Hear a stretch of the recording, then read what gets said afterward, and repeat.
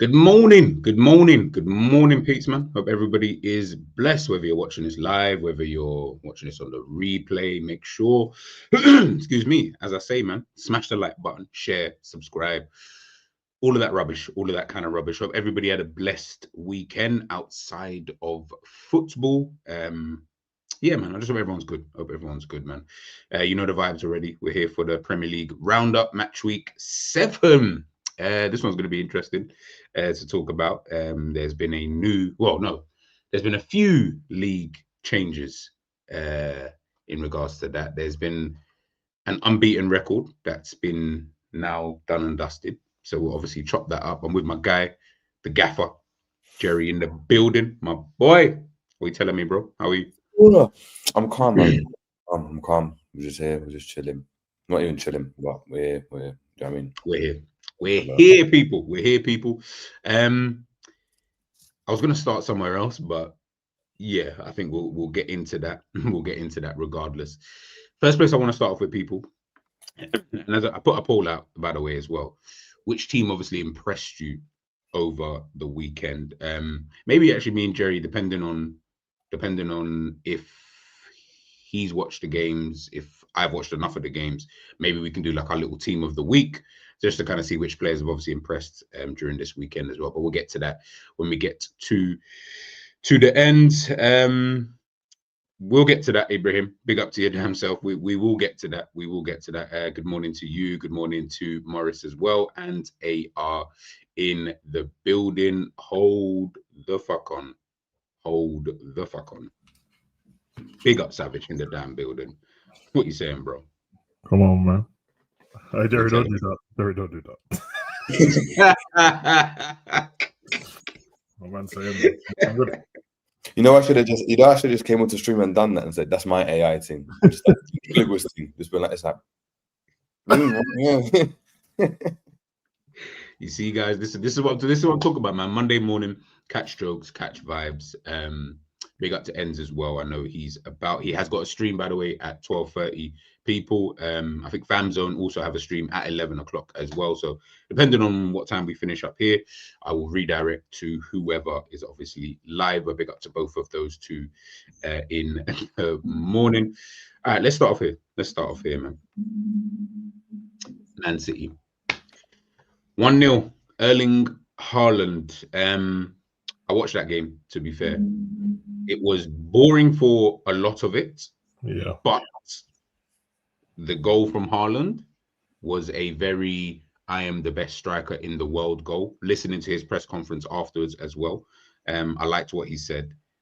He seems to be which is bad for everybody else, by the way. He seems to be in a very good place. He seems to just be at peace with whatever is going on outside of football and stuff like that. So now is performing on the pitch. And when I say performing, I know, listen, Haaland's Haaland. And I know, I don't really care about all the other stuff that people talk about in regards to how good or bad of a player he is. But even he is starting to do the defensive side. I'm seeing him come back for corners. I'm seeing him, track back in certain situations. Now, whether that's new, I really don't know. And I don't even care because that was never something I cared about. But I am noticing it this season. Jerry, Savage, you guys take it away. How did we kind of look at this? Is this maybe Manchester City slowly coming back to something, or is it just one of those games where they won, we move, and we kind of see how it goes? The way Brentford's been playing, I think it's a big win for them still. I mean, not a massive win, but Brentford's been playing with a bit of confidence and that. They seem like the kind of team that can catch you on a slip-up. I think I was going to speak to Jerry about it the day before with their players, Thiago and Damsgaard and Henderson's playing good and all that, and so they seem in a good vein of form. Even if they've lost the game, they seem pretty confident. But yeah, man, I don't know, man. My prediction was for City to win the league, to be honest, and I know that a lot of man was like, to win, innit? Yeah. A lot of people was like, "Oh, shut up, don't be silly." But I'm like, don't be silly, bro. Like Pep's, it's going to be 2026 means Pep's going to be here 10 years, and he's won 7 Premier Leagues, bro. I don't think it's silly. I think you're silly for telling me that I'm silly, bro. Yeah. And I said at the same time, I remember saying to you, like, is it just me or has everyone just forgot that Haaland exists, bro? Because it's inevitable, bro. This is Thanos, bro. Like, there's 2 strikers in the world like this, him and Kane. And well, I'll say Mbappe now as well. Yeah. And Mbappe, but it's inevitable, bro. Like, if your notification goes off and you're betting, bro. If Man City score, it's Haaland, bro. If Bayern score, it's Kane, bro. If Real Madrid scores, Mbappe. He's ridiculous. And I'm with you, bro. Like, I don't particularly care that people made all this narrative about he can't play football, but obviously I'm a Dortmund guy, bro. Like, he can play football. I know where it came from, actually, because before Roy Keane made that comment about him, remember that game, and he was like, him off the ball's like a League Two player. Remember he said that? All of a sudden after that, everyone was like, yeah, you know what? And then they're taking videos of him doing rondos and that before a game. Of course he can't be bothered to do a rondo before a game. Who can? Yeah. I'm about to start a game. You're doing the lazy thing with the bib on and that. I'm not running around trying to have a training session. Yeah, he's cold, bro. He's cold, man. And I don't want to be this guy, bro, but he's brought a bit more intensity to his game. And all I'm saying is, Mr. Intensity landed there. Mr. Pep Linders landed. All of a sudden, Haaland back and that. So I'm just saying. But yeah, man. Hey, bring back the book, man. Maybe he needs a part 2. Nah, he brings out a part 2. Oh my god! You drop something like, I don't know, intensity with beauty. Do you know what I mean? Yeah. Oh, you got the name. Hey, nah, trademark that ASAP, bro. I don't want Pep Linders trying to steal that. You know what Guardiola's done as well? He's given up. It's not an arrogant thing, because he's arrogant in the right way, Guardiola. I've always liked him with that. He's reached a stage now where he's been a manager for so long. I was saying I watched his interview yesterday morning on Sky Sports, and he looked extra relaxed, bro. It was like you couldn't rattle him about anything. He was just like, yeah, I was going to be here for 10 years soon. And he's talking about the captain. They was asking him about Bernardo. They kept trying to get stuff out of him, like, do you think Bernardo's a good captain? Because he's only small. No one really is. Like, he's great. And I'm just like, yeah, bro, this geezer, you watch him sit back. Remember that geezer? I don't know what the guy's name is. I don't want to be rude, bro. He's second in command, the little one who used to just grab around and shout at him all the time. Oh, yeah. Now you watch him and he's just sitting there like, it's almost like, you man got any ideas, bro? Like, I'm willing to listen, bro. I'm willing to learn. And that's what he said. He said, they asked him about how good Foden's been since he's come back. And he said, no. And Haaland, they said, can he learn anything else? Or has he peaked? And he's like, no, he can always learn stuff. And he's like, I can learn a lot as well. Like, I've got a lot to learn still. I was like, I like it, bro. It's dark for everyone else, though. I kept telling people, but listen, what is it now? Big up Mustafa saying they're City now 8 unbeaten. And I think they were 10. Well, didn't they win the last? I don't know, the last 10 games of the Premier League last season. They were on a run on it. When we won the league, they were on a run. No one was even paying attention to them. Yeah, it was only when they lost to like Spurs and thing in those back-to-back games recently. That's when you kind of looked at it. And you're right, Mustafa, man. Shirky, Mahmoud. I'm not even seeing these guys. Obviously, they're injured or whatever. So yeah, they're a problem. They're a problem. And I think if you listen, underestimate them at your peril. That's the way I look at Manchester City, man. So we'd have to wait and see. Next up, though, Arsenal, top of the league now with their victory over West Ham at the weekend. Watch that game. It wasn't. I don't think Arsenal played fantastic, but what I will say about them, in this game anyway, is, bro, it looks like you're not scoring, bro. Like I know it's only West Ham, so I get that part. But it doesn't even look like teams are going to really. They're not going to concede like that. I think they'll end the season with the best defensive record. Yeah, they got the best defense in the world at the moment. It's ridiculous, bro. Bro, it's dumb. And again, context. Yes, I know people. It's West Ham, bro. I get that. But I've watched most of their games, and I'm not seeing it in any game really where they're just giving up chances, chance after chance after chance, where teams feel like they've got a, they're in the game, kind of. I'm not seeing that. I'm not seeing that with Arsenal. Like it's getting ridiculous. And now, listen, 2-0. It was a routine kind of win. Yes, they got the goals whenever they got them, but even still, it was just an assured performance. There was that little funny bit though, where when Saka was going to take the penalty, and obviously, people are trying to do the lip reading, and I don't know if it's true. I don't think people can. But you saw between him and Gyökeres, I felt like Gyökeres was asking him like, yo, is it like, can I take the penalty kind of thing? And Saka kind of just like, bro, move. Like, don't move. I mean, I'm here to take the penalty, blah, blah, blah, which is calm. Listen, at the end of the day, we didn't sign you to take penalties. We have our penalty taker, who is Saka, who's a good penalty taker himself. I get it. You want the goals. You're the striker. We're looking to you for goals as well. But yeah, man, just keep things the same, how they are. and then you kind of just take it from there. But what about you guys, man? How did you, if you watched it, do you like the performance? Like, how are Arsenal looking to you guys? I got bored of it because it was on at 3:00. I had what was I watching? I don't know if I had Madrid on at the time, and then I had like a double screen with United and Arsenal, and I kept switching between them. It was boring, which is fine. It wouldn't have been boring if you're an Arsenal fan, but Yeah, of course. There was a few things I noticed.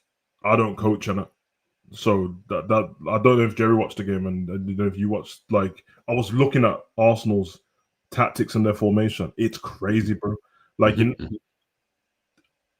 was the way that Calafiori, when they had the ball, he was at left back, and then obviously, I'm not saying that inverted thing's anything new because everyone does it now. But he inverted, but he didn't invert and then just dropped in next to Zubimendi. Zubimendi dropped into centre back, and then he just done what he wanted, bro. Yeah. And then Timber inverted as well. They had like they had two of them inverted. Zubimendi was behind them with Saliba and Gabriel. And then they had their front quartet doing what they wanted to do. It was actually crazy to watch, man. I was like, yo, I was thinking, yo, why is Calafiori on this side of the pitch? You wouldn't see it from us. If Kirker's inverted, you wouldn't see him on the right side of the pitch up by the midfield area. But he was. And I know he's really good on the ball, Calafiori, bro, but the overload was there every time, and West Ham couldn't deal with it. So it always looked to me that even though this game's 0-0 at the moment, Arsenal's going to score, bro. And then I think Eze missed the sitter, he kicked over the bar. Yeah. And then Declan Rice scored the same shot that Eze missed. Declan Rice scored the same goal. Put it in. Yeah, I was like, yeah, Timber's great, by the way. Yeah, that's true. He's the best. He's the best right back in the league. I don't think there's any. Well, although James showed me that he's also on job, but we'll get to him, man. What about you, Jerry, man, in regards to Arsenal, man? Are you liking what you're seeing? Obviously, neutral. Yeah, I always said last year, I remember arguing with people, and I was like, I like Arsenal's football. I remember the fans were frustrated at the fact that they didn't score certain goals, and obviously, when you miss out on, titles 2 years back to back, you always try to find out the reason for it. So people looked at the goals situation. We're like, no, we haven't got a forward, we haven't got this, we haven't got that, because obviously statistically, defensively, you're fine, but you're looking in games and you're like, we drew points here or we dropped points here, and everyone thinks if you could score an extra goal, you're likely to win the game. And yeah, that's true. But the ability for Arsenal to keep the ball and pen you in that box and not allow you to leave, through the passing, through the rotations, through everyone being on the same wavelength. So obviously to Savage's point, where Calafiori inverts, but he just makes a forward run and ends up in the front line, and then Zubimendi drops off because he's better from a deeper position. It's because everyone's on the same page and everyone knows what they're doing, and there's a system that enables people to understand their roles in and out of possession, and not only that, understand their roles depending on what other players are doing. So, I mean, if, for example, like in a certain team, this DM moves forward, then there should be an understanding from the other midfielders that, yeah, I'm going to cover here because he's moved forward. It shouldn't be, oh, that's not my position, so I'm just going to stay here. And yeah, you were out of position. We spoke about this with Trent a lot of the time, where like, why is Trent out of position? Is that no, he's not out of position. Someone should be cut. The system was designed for someone to cover him so he can be further forward, and that's what Arsenal are doing really well. And look, I don't think they were great. And look, West Ham are a poor team, but look, they're getting the job done, innit? Like, they're getting the job done. Like, they would have stepped up to West Ham last season, wouldn't they? This is the kind of team that they would have got. West Ham would have got a draw from last season. Yeah, they drew 16 Premier League games last season. That's not it's kind of unheard of. You ain't winning the league, drawing 16 Premier League games.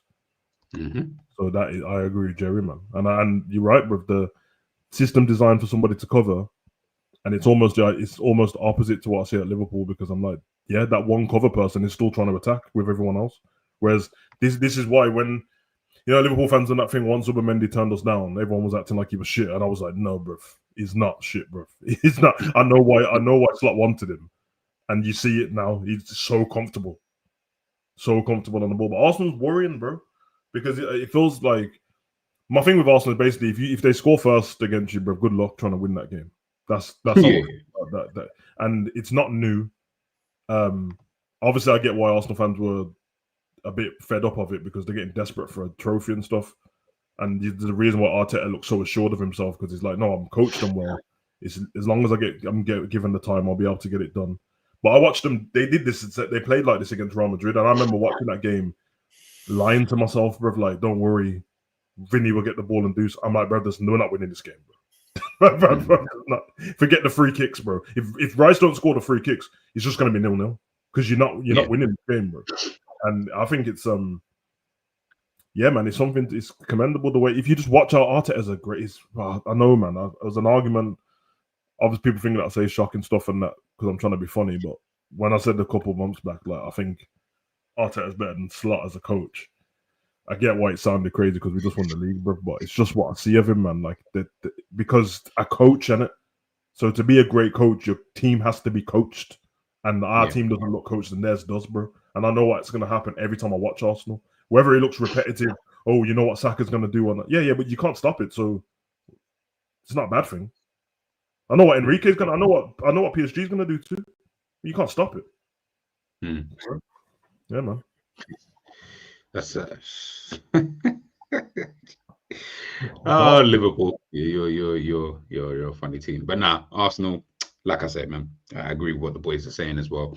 Like, yeah, like I had them to win the league. So, and they're doing what they need to do at this current moment in time. I think they're the most balanced team. I think what Mo Salah said, people took it as a joke at the beginning of the season. I think we're going to start seeing that very slowly in terms of they've been together for so long. They've got that balance.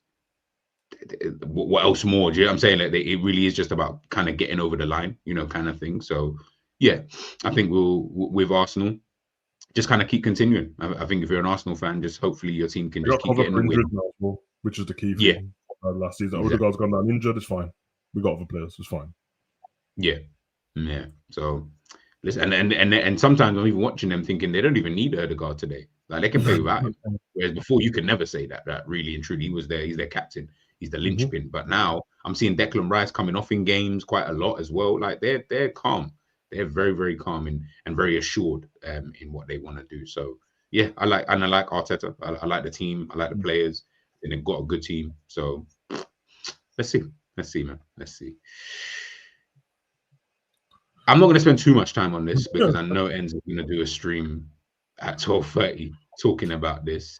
I listened to the call-in show as well. Again, quite interesting. I've heard you guys speak about it as well. Yeah, I mean, I'll let you guys take this one away. Yeah, Liverpool lost 2-1 against Chelsea. Esteval last minute. Yeah. Chat to me, guys, man. What we saying? You know what?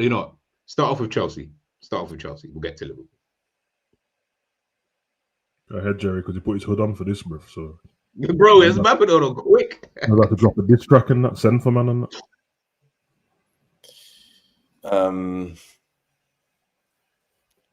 Yeah, I mean, Chelsea, a very depleted Chelsea. I think, again, there was a plan and an idea of how they'd set up against us. Really smart from them, kind of starting off with a back five and then seeing Malo Gusto end up in the 10 position at times and in the number 6 position. Caused us a lot of problems because it meant Gakpo didn't know whether to follow my man in field. Yeah. Or press Reece James. And I spoke about this. I said, you said the exact thing, bro. You said the exact thing before the game. The exact same thing. I said, if they do that, Gakpo will have, the wingers will have a problem. Do they press the 2 wide centre backs, right? And do 3-for-3 and man for man there, which leaves a spare man obviously out wide? Or do you go and follow him in and allow Reece James to get on the ball and play the passes? And you saw in the first half, we decided to press Reece James and press them a bit. You know what I mean? So that was the case. And you saw Kirker's bottle of 50-50 when, you didn't have that, but you just obviously saw, Gusto just running riot in the midfield and we just didn't know what was going on. Second half, we kind of changed it up a bit and Gakpo allowed Reece James to have the ball, but then he sprays a pass straight to Bino Gittins' feet because he's got that range of passing. So, yeah, I think tactically we just got outdone in the game. Liverpool turned it on in the second half. But from Chelsea, I mean, what they wanted to do is plan. And look, at one point it did seem like a winner would be Chelsea, but in these big games, stuff like that can happen because again, Liverpool's a very, very, very good team, irrespective of the form, irrespective of how we're playing. You've still got players that can just kill you at any moment. So when Liverpool scored, it looked like, oh, okay, Liverpool are going to go ahead and probably look the more likely to win the game. But Chelsea, you know, Mariska made the right subs. He put on 2 very direct wingers, kept our fullbacks kind of penned in, kept Szoboszlai penned in, didn't allow him to advance as much. And then obviously they just had a pattern that they were just going to work, and they worked it 4 times before the goal. And yeah, and it was evident that that's what they were going to go and do. And, you know, you could see that the Chelsea players all had an idea of how they would play. They had a system. They all, you know, bought into the system. And ultimately, the coach will be ecstatic with that because the goal that they scored, yeah, it's just a tap-in and yeah, it's the win. But I guarantee you the coach is celebrating that because he's like, this is what we worked on. This is what I worked on. The same way, you know, like Klopp would be clapping when Liverpool would do like a mad press and we'd win the ball proper high up. And yeah, it might be a throw-in or a corner, but Klopp would used to stand there and just clap because he's like, this is what we worked on. This is what I want to see. And Maresca wanted to see that pattern. They've done the same thing. Just get it 1v1 against the winger, use the overlapping run, you play it, bang, straight ball across the box and get runners. Really, really simple, but the coach worked on that, saw the weakness in Liverpool's team. And so this is how we're going to go and get our goals. And the fact that they got the goal like that, he probably enjoys that the most. I mean, the Caicedo goal was fantastic, but that's just a bit of individual brilliance. They wanted to score the goals that way and they managed to do it. So kudos to them, man. I think that's the only thing I really say about Chelsea, man. Obviously missing a lot of players. They were decent. I think they started well. They kind of faded, but you know, the changes made the difference.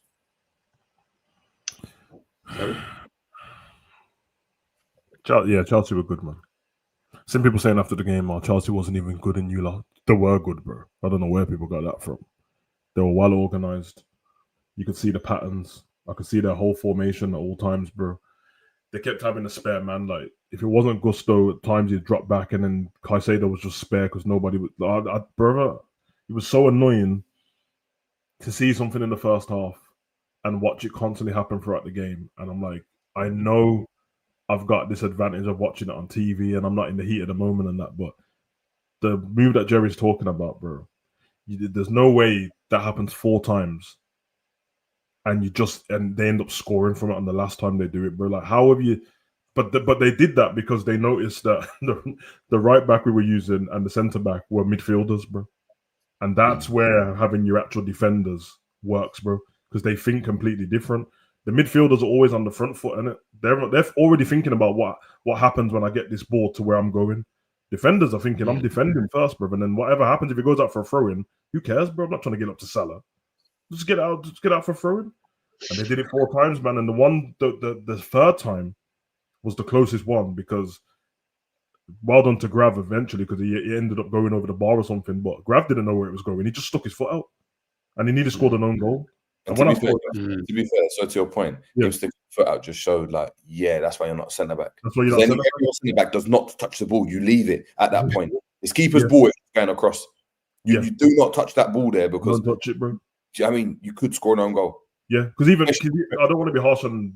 I mean, I know I don't like the keeper and that, but I don't want to be harsh on them. But I was thinking at times, even though they kept doing the same moves, some of them were proper close to Mamardashvili, and he didn't. You know, when the keeper just shows his presence and dives out for it, grabs it, he just wasn't even attempting it. And then it felt like Charles was like, oh, if no one's going to dive out, I'm going to gamble every single time and see what happens. It worked eventually. Robert was sleeping on the back post a little bit, but I could see that he had a knock when he was running back because Gakpo was ahead of him. And he was struggling to get back at the time. They shouldn't have let that happen, man. Even just watching the communication between the players, like Wataru's kept Gusto on, but I'm watching Grav watch what's going on. And there's no communication. He's not telling Wataru, yo, he's not doing any of that.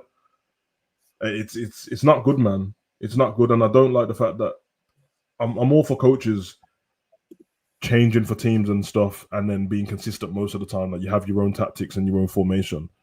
But it felt like Slot just turned up in this Chelsea game and said, I'm just going to play Chelsea however, like just how we've been playing every game. Even though in his interview before the game, he spoke about all the dangers of what they were going to cause him. And a lot of people don't remember the last Chelsea game because we had already won the league and everyone was just like, oh, nobody cares. But they smoked us in that game as well. It was 3-1 and the same thing happened.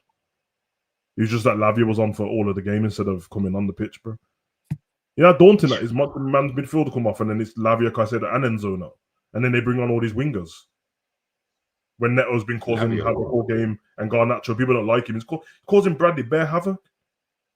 Yeah, it's dark, man. It's dark, bro. We didn't, I mean, oh no, bro. Our attack wasn't good either. So, I mean, they didn't do their job either. They didn't help out the defense too much, did they? But we had chances. There just weren't many of them. But yeah, I would definitely agree with that. Liverpool did have chances. They had opportunities, I felt, within the game.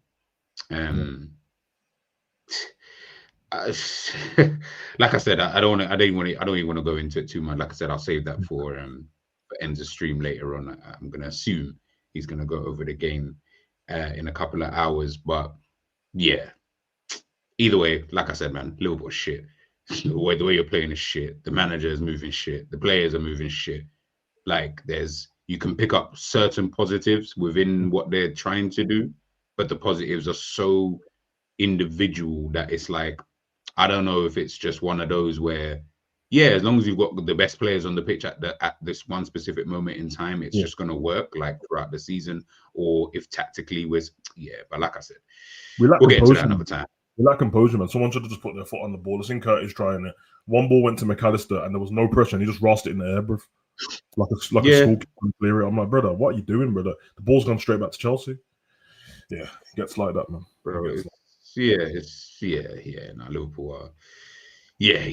Like I said, if you really want to, when we get into it, we'll get into it properly, man, because I can now understand why people are just getting pissed off with just watching Liverpool. And I'll be real, it's not even about the fact that, okay, we lost 3 games in a row. That in itself, I think people can even take that on board and be like, okay, it's not great. Nobody wants to lose, no matter how good or bad you're playing.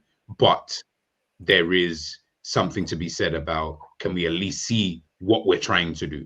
If we can see that, you can buy into it a bit more. Having Virgil rattled, is not a good sign, bro. I know that much, bro. So the fact that he wants to scrap at the end of the game, and then when I watched his, I don't even know what channel it was, his interview outside of Stamford Bridge, he got like the geezer asked him something about different right backs and that, and then he was like, "You seem to have a problem with our right back. You've asked 2 questions about our right back. Do you have a problem with our right back?" It's like, bro, we just asked. You keep changing right back. I don't know why you're getting rattled like that for. It's all right, man. Like, you don't need to be so angry, bro. Like, but you know when your guard is always up now because now you're just feeling the pressure. You know what I'm saying? Things ain't really going right. I mean, you're defensive on the pitch, not on the. You know what I mean? Not in interviews. That's what Jerry was like on pro clubs, getting all defensive and. We'll chat about that later. Come on, I need to hear that. But yeah, we'll move on, man. We'll move on. Yeah, guys, any questions or whatever, just drop them in the chat and I'll go through them at the end. United, man, got a victory against Sunderland. I actually had this down as a draw. I didn't think United would win, but 2-0 at home, Sesko. You know what I'm saying? That maybe, I don't know, maybe this might be some level of turning point. I don't know, man. It wasn't the greatest of games, I will say that much. It wasn't that great of a game, but United did, in my opinion, deserve to win it. So they did enough to just get over the line. Yeah, they definitely look like a better team. Say that again. They definitely were the better team. Oh yeah, 100. They were definitely the better team. It's funny because we're talking about Sunderland like that. This is, by the way, where United are at. Is that I'm talking, and I know, and we can say whatever, but it's Sunderland ultimately. Yeah, do you get what I'm saying? The fact that I'm even using them as like some type of like, wait, they got a victory. Like, bro, it's Sunderland. You should just be getting the victory regardless. But listen, United are now in this position that they're kind of in. But no, man, I think for them, it's just a good victory. Before the international break, you didn't want to go into the international break like some teams with a loss kind of thing. You know what I mean? Like, especially with where they're at the moment. I just think it could just do more. It'll do better for them. Do you know what I mean? It's one of those for Manchester United. So for them, big up, man. Big up. The people who wanted Amorim out, though, are screwing, bro. The people who wanted Amorim gone, they're screwing. Because with United, historically, bro, they lose this game before international break, they come back with a new gaffer, bro. So they kept, when people kept keeping Solskjaer in the job, he kept winning at the last minute, bro. Bro, he kept winning. I remember that. Kept winning. Yeah, man. But I saw this is the game I had on with Arsenal game. I saw Mason Mount's goal. It was a good game because Mason Mount's one of the people, man. Like I like him, innit? Looking like a good player. Yeah, I've always thought he's a good player, man. And so I don't know what it is. I mean, it's probably some of their own fault, but it's a shame when there's a crop of players that everyone thinks about them highly. Maybe it's because they overrate them in the beginning, but then they just end. Maybe it's because you just went to Man U, to be honest, bro. Because Man U's dumping ground. I'm telling you, Savage, it's that. Like Manchester United are a cesspool of shit. Like, and the thing is, I don't even like saying that about clubs in general. When I think of Manchester United, bro, that's where dreams go to die. Like, that's where you go to end your career. That's where you go to not try and progress. Think about it like this, yeah? Obviously, Rashford's injured now. Rashford, someone who United didn't even want at the club for time. Did you see? I know you man got smoked in it, but did you see Rashford's goal yesterday? Bro, come on, bro. Come on. The goal was so clean that I had to rewind it. I was like, hold on a minute, bro. You ain't hit that out of a volley like that, bro. Clean. And then he walked off like nothing happened, bro. Rashford is playing like the Rashford I thought he was going to be when he got older, because he started out really well. He developed into like this dope player, and I thought, you know what, Rashford actually look all right. Like, it looks like he can get to a very high level. Now he's kind of, I'm not saying returning because I don't know, but he's playing at a very, very high level. Obviously, it helps because the environment you're in, it's a club that just won the league. Like, everyone's happy. It's Barcelona in a good space right now. So that kind of helps him. But when I'm watching him, Anthony at Real Betis, again, I'm looking at him thinking, oh, you just look at Pete, like you just look like the player that you should be right now. Like, whatever level I thought you was at, you're now at that level that you've obviously clearly regressed from, kind of thing. And it's, bro, I'm telling you, Rasmus is over. Rasmus. Now they're talking about Napoli are saying, yeah, no, we want to sign him. Yeah, bro, because now De Bruyne is just sending the ball into him and that McTominay and them. Even McTominay, bro. McTominay, Ballon d'Or nominee. McTominay, Anthony. You go and look what Anthony was doing back in the last season. He went from January onwards. Exactly, like, bro. Amrabat. No one. Right, so. Nana, I'm hearing he's getting man of the match performances and that all of a sudden, yeah. Like, listen, that environment is toxic, man. It's like that old clip, you know, when they see people and they're like, yeah, like before the relationship, they were like this, during they're like this, and then after they're like this. That's what it is with United. United are an absolute mess, bro. Yeah, because when I look at Xerxes, I think the same thing. I'm like, brother. Bro, Xerxes, before he came to Manchester United, I was like, no, he looked like a good player. Now, man's getting taken off after 30 minutes and that. That's crazy. Yeah, bro, that's crazy. That is dark, my bro. That is dark. Look at Mbeumo, even Mbeumo now. Sorry to interrupt. I'm looking at Mbeumo and I'm like, you don't look the same. You don't look the same. Something about you now. I'm not even rating your thing. Whereas last year, I was like, yeah. I want him. Right now, I'm like, yeah. I keep telling people. I know, Man United fans right now, obviously, like the ones I speak to, they're calm. But even just the ones online and stuff, I'm like, yeah. I feel like you guys have started to read the room a bit more in terms of, well, I don't respect you anymore. Like, I've gone past respecting you. Yeah. You've lost that level of respect. And I can't even do that now. But they're still a big club because we know that they are by name and by commercials and stuff. But when I'm just talking about you as a team, I'm like, bro, I look at you the same way I look at like, maybe like a Wolves or like someone like that, where I'm like, yeah, like they got good players in their team and they probably will get random wins that you just think, oh my God, like they just beat Chelsea 2-1. Like, okay, mad. But then they'll lose the majority of the games. And I'm like, yeah, that's what happened when I watched the thing after the game, the Gary Neville podcast, and then there was like, oh, so Gary, how do you feel about Manchester United? You got the victory against Sunderland. And he just was like, yeah, it's Sunderland. Like, we shouldn't even bothered.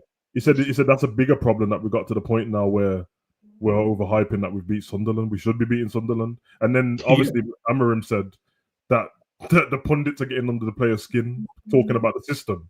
And he said it's not the system, so stop talking about it. And then Gary Neville went, all right then, well if it's not the system, then it's you, bruv. That's what he said. He said if it's not the system, then it's you if you want to take it like that. He's like, we didn't have, he said when we were growing up and Alan Hansen was saying that you don't win titles with kids and that we're not good enough. We didn't take it to heart like that. We just got on with it. Now you're just whinging. They're like, yeah, it's dark. No, it's a scary time for United, man. We got Tyler for the super chat, my bro. Hope you're good this morning. By the way, man, hope you're really, really good. We got all of these attack. He's talking about Liverpool. I'm going to assume we got all of these attacking players and fullbacks that obviously should overlap to provide width and speed.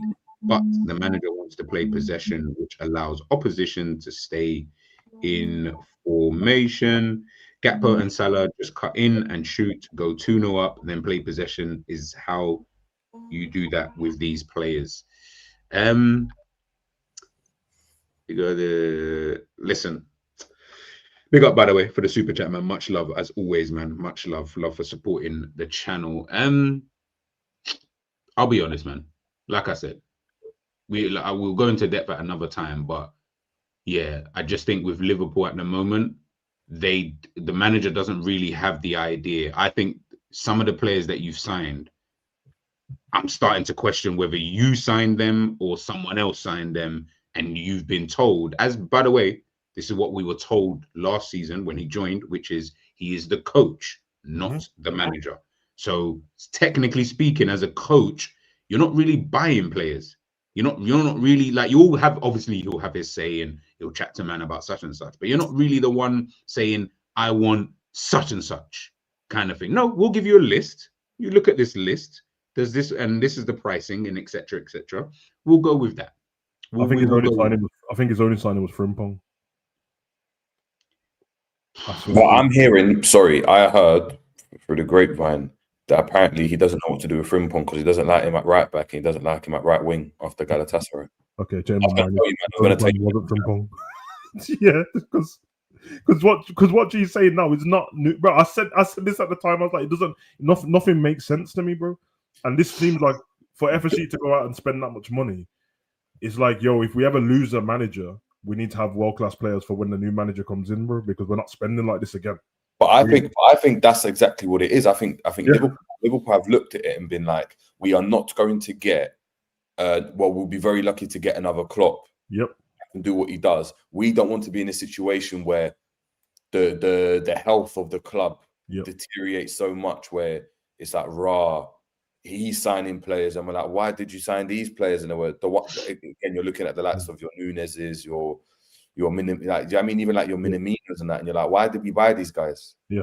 Like Sepp Vandenberg, why did you buy these? Like, there's so many players you look back and you're like, we bought them for what reason? They offered nothing to the club, but we bought them because a manager wanted them or a manager liked them, right? So it's like, all right, cool. We don't want to be in that situation. Let's look at the best models in world football. What do they all have about them? You go and look at Brighton. You go and look at the teams that are just stable, just in terms of stability. If a manager leaves, it doesn't really affect them. They bring a next manager in, and the players can still go and perform to a decent level.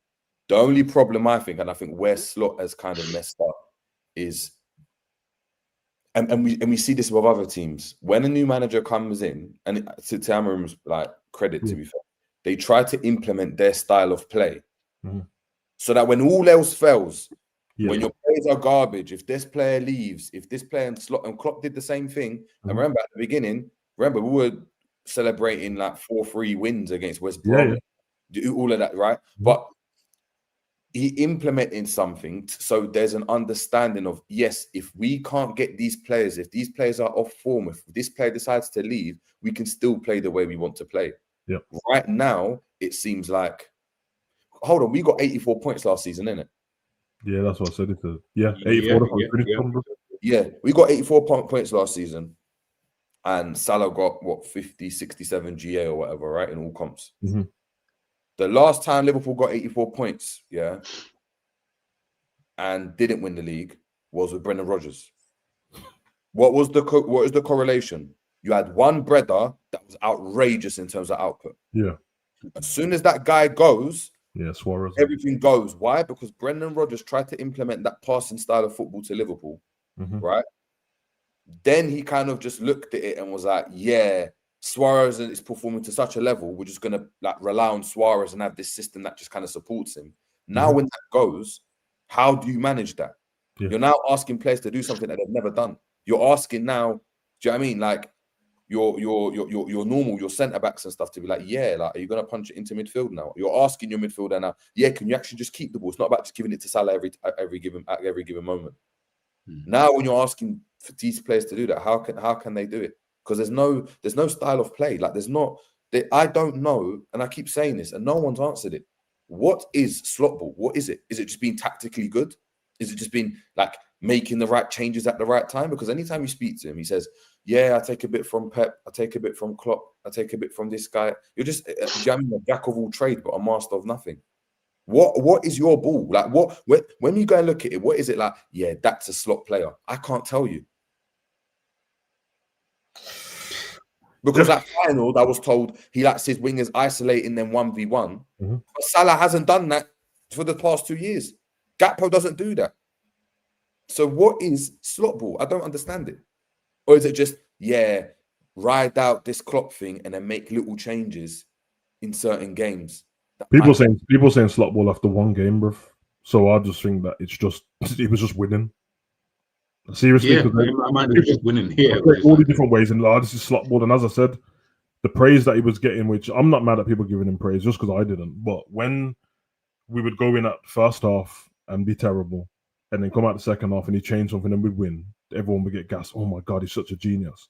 And my point is always going to remain, no, well done for fixing it, but it was your problem to get. Like, I'm not praising defenders for losing the ball and then you recovery tackle every time, bro. Because then it gets silly. Like Jones did it the other day, made a great recovery tackle, but you lost the ball against Galatasaray, bro. So it was a good tackle, but what do you want? A round of applause, bro. And that's what he does. He coaches in recovery tackles, bro. Everything's a recovery. Recover the second. Let's recover the first. That's it. He coaches in recovery. That's what it feels like. Is everything's reactive? How can you be a reactive coach, bro? That's your whole play. Wait for the other team to punch you up, and then, oh yeah, I've been jabbed up in the first 3 rounds. I'm running out of points. Let's go for a knockout blow. And then now you're getting knocked out, bro. I was just about to say, first couple games of the season, he was winning the first few rounds. Then the geezer come back with a few jabs, and that took a couple of rounds. Everyone's watching the game like, yeah, this geezer will still win. Bow, knockout punch. Now it's happening to us, bro. It's dark. You know the problem with that, right? He seems like how he's to your analogy, sir. I feel like that's like a boxer who doesn't mind getting hit, as you say, right? He doesn't mind getting hit. You can keep doing it because you might be able to take the pain. Like he might generally just be like, oh, like these men can keep hitting me. You know, after a while though, you keep doing that for enough fights, you're gonna get knocked out. The end of it's not even you'll get knocked out. I'm just even then talking. You see later on when now man can't talk or now your brain's moving mad because you've been getting hit in the head for so basically fucking long. So our team's Rocky Balboa, bro. Effectively. Our team's an old Muhammad Ali, you know, he just stands there. Yeah. I didn't want to be rude. I didn't know how it was going to sound to people, but that's what I was trying to get at is Rocky Balboa, Muhammad Ali, where, you've been taking so many hits. And bearing in mind, during that period of time, you were sick. Like, I'm not going to like in terms of you won stuff, like you were the champion, you were this, you were that, and whatever. Cool, no worries. But you see later on in life, you might regret that tactic. You may regret that tactic. And to Jerry's point earlier on about the players and stuff, that's all good. But Jerry asked this time ago, like during the summer holidays, he asked this about, but will we go again? Like, will we spend again? Like, if things don't go right, if Frimpong turns out to just generally be shit. Jerry said that all for the summer, bro. He kept saying it's nosebleed settings and that, and I don't feel like they'll do it again. And I'm like, I don't think they'll spend like that again, bro. Looking peak, boy, because right now, like I said, listen, obviously everything takes time, and I get that. And I'm not saying you just bin everything right now. Of course not. What I am saying, though, is top teams just replace. Real Madrid, Manchester City, Bayern Munich, bro. If it's not working after one season, brother, unless they really are trying to persist with you, like in general, more time, I'm just going to get a new right back, or I'm just going to get a new left back, or I'm just going to sign a new whatever. Are we going to do that realistically with the amount we just spent 400 mil? And if we don't win the league and you're saying certain things ain't popping and we still need to get this, we still need to get that. People want a centre back. We need a midfielder. We need this guy. People still want after the money and players we've signed. So I think we signed about 10 players, including like reserve players. We still need a winger. We still need a DM. We still need a centre back. I'm like, rah. So what did we do in the summer? Yeah. It's two wingers as well, because man wants someone on Salah's side as well. Oh shit, someone on Salah's side as well. Someone on Salah's side. And if Konate decides he wants to bounce this season, then we need to sort the pattern that if Alisson, I don't know, with his injury record, all of a sudden it don't even look that great now. Now I'm looking at it thinking, bro, you just wasted money. Like, you just spend the money on nonsense. You could have used that money properly, like the Liverpool way. But listen, again, I don't know what's going to happen in the future. And what it is, right? And the argument that some people have with regards to it, when they're just like, you know what? Yeah, it's like, I don't know why we're playing these players in position. Like, I hear it, right? I hear it to a certain extent. But I've seen City play Gundogan as a striker. I've seen they play Fernandinho as a centre-back. I've seen them play Sterling as a striker. I've seen even Klopp. I've seen us go and flipping play this player out wide that was a midfielder before. I've seen Mane move into the central. There's so many things that I've just gone and changed. I've seen even, like, I mean, it's not about the players, right? But it's the understanding. It's everyone's on the same wavelength and they understand what every player does in their position. That's the idea, ironically, of total football, Dutch football, which is no matter where you go and play, I just understand where I'm playing, which means that I can move left back and I might get the ball at left back as a centre mid, but I know that there's someone in midfield. I don't even need to. It's one of the ones. The whole theory is I shouldn't even have to look at where I'm passing. I just pass into an area, someone should be there. Yeah. But at Liverpool, you don't have that. So when you're playing now at Soboslai at right back, yeah, you're doing that. But he's looking for an option, and he's like, yeah, the option's not there. So he's having to go back because the midfielder's not there because Gravenberch is he's making a forward run, and but McAllister's all the way on the left hand side, and no one's in the pivot asking for the ball. Yeah. You give it to Konate. Why is Virg having to tell him, yeah, move forward? Or why is Virg getting the ball and Kirkes is next to him? He's telling Kirkes, move away from me, bro. Like, go. Yeah, it's true. You come like a little brother that's annoyed. Like, get off his, bro. Or then he goes and he's too high up. And it's like, these are things that's what pre-season is for. Like, that's what I thought the whole of last season and this season would be. And a lot of people's kind of hopes were just pinned on, oh, you know what, that was the first season. And albeit, look, the football wasn't always outstanding, but, you know, he was able to manage that team, which is fantastic. It's a positive. But now he would have embedded his style of play and he brought his players. So now, yeah, we'll be cooking. Well, it's like we've done everything backwards. Yeah. What we're doing now is what I would have expected from last season. You know what? I get it. Players don't really know what they're doing. It's almost like Arsenal and Man City being shit for a spanner in the works for him, and he ended up just falling upon by the points. He ended up falling upon the league. Now, of course, we worked for it in that, but 84 points ain't that crazy. Obviously, we don't care about the points when you win the league, but if we're just being objective, 84 points in what we've experienced over the last 5-10 years, and that, I mean, that's not a lot of points, bro. Yeah, I mean, that people at fourth position will finish on 84 points. So, I think Jerry's is right with that. The problem I have is not all of us, but a lot of us were saying, yeah, from January been rubbish. Everyone was cussing about it. Now he said it himself that he don't think it's been good since January. And I'm like, okay, but if that's the case, bro, we're nearly in the next January, bro. Like, we're not that far away from January again. So you saw the problem. We won the league early. Even if you take away mathematically, you knew at one point it's over, bro. Like, we're winning this league, it's done. You wanted to take the man them to IB from that Cascada and that IB from the Rocks. Well, you couldn't start implementing your style at the end of the season. We didn't need the points, did we? It was done. You couldn't start trying stuff then. To AR's point, yeah. AR, big up. I just saw your comment. What is Liverpool's style of play? What is Slot's style of play? What is it? I don't want to hear good football. I don't want to hear winning football. You name me 3 characteristics of what constituted Liverpool's style of play. Yeah. You give me that, and I'll take back what I'm saying, and maybe I'm not seeing something. But the idea that we game players in different positions, it doesn't matter. It doesn't matter what, like, yeah, the level might drop off in certain times, but Liverpool's level isn't dropping off. It's the same. It's just crap. Doesn't matter whether Salah's playing or he's not playing. Doesn't matter whether Soboslai's at right back or Bradley's at right back. If anything, Soboslai's been better at right back than them, man. Yeah. So it's not about the players playing in different positions. Do you think that some of the people that are saying that you're... Okay. I was about to say, you think that some people are looking at it 2 different ways. Like, there's what you're saying, which is true. But some people are just seeing it from, I'm just a fan of football and I've just watched to spend all this money. So why are the players not playing in their position? Yeah. The ones doing, like, looking at surface level. Because that's what I think on. If you just, a fan who just wants to watch football on the weekend and go about your business and not analyze anything. It's like, oh, you just told us we brought this guy. Why is he not at right back? And we just brought this guy, and why is he not in this particular position? But you're 100% right when it comes to the style of play. I don't know the style of play anyway. And like I said, when everyone kept calling him a genius last season, it was because he kept changing the style, bro. That's what I'm saying. His style of play was whatever the other team does, I'm going to try and change it in the second half. I'll let them do what they need to in the first half, download some information, and the second half I'll change something.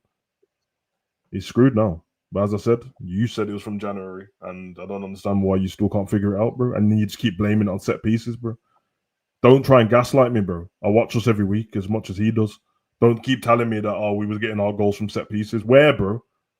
The stats are free to everyone, bro. Like I can't remember getting our exactly, goals. bro. I remember us criticizing, saying we don't get goals from set pieces like Arsenal. Exactly, because all of last season, so how come we weren't spoke of like Arsenal if we were scoring this many set pieces constantly, bro? Because it was all Arsenal. I don't know where he's got that from, bro. But that's what he's blaming it on anyway, and he's blaming it on the fact that everyone else, the low blocking against us now, bro. Thanks, Jurgen. You talking about like Klopp didn't have to do with low blocks, bro? You have to just deal with it. Feeling sorry for himself. As hell. He tried to say he benefited from the fact that Liverpool were crap the year before. Yeah. That's how he tried to allude it to. Yeah, you tried to throw 1-2 shots in that. I said, and you made it really easy for me, but now I've got a harder job. Like, what are you talking about? Stop. I'm sending him a DM after that, bro. You talking to him, man? I'm not even at you and you're speaking down on my name, and I don't mention my name, blood. You're talking about real talk, and the thing is, if it wasn't for me, Liverpool fans wouldn't even have taken to you when you first came. Like, it's because of me that they even like you in the first place. And I screamed, all of that. I bigged you up. What manager even does that? Do you know any other manager of any other club that will do that? Like, listen, obviously it's all put in the past, but I don't know any manager that's saying, like, I didn't see Ancelotti saying, bro, you got like, do you know what I mean? Like, well, they better say fuck the new guy. I don't care about the new guy, but Klopp was doing that. Now you're throwing shots saying, bro, the team, that man will finish in 5th in that. What? That's crazy. Yeah, the way he said that, bro, and he done that stupid psychopath laugh when he said it as well, bro. Yeah. No, that thing what he does, he laughs and then breathes in through his teeth, bro. He winds me up, bro. Yeah, well, well. He's a funny character. Let's move on anyway, man. We'll get to it. Newcastle, man. Voltemade. I've seen Newcastle fans. Now we deserve it, bro. Man, like Voldemort, blood. Dark arts. I hear it, bro. He's scoring goals, bro. Like, that's his penalty. You fucking know that was a good penalty, bro. That top in right there. He's a baller. He can play. Like, his feet good. His hold up's good. He's not going to be quick. He's not going to be quick. He's not going to be like Isak type of style of striker, no. But his ability to hold up the ball will probably benefit them at certain points because they struggled at times. Isak wouldn't do that all the time. It had to be direct. It had to be. But he's able to draw players in, hold them off. And then it's like you get them up the pitch. And that's a bit more like sustainable, isn't it? Like you're relying on individual quality from Isak. Right now, you've just got a player that, you know, he's not really going to get injured with a hamstring or anything like that.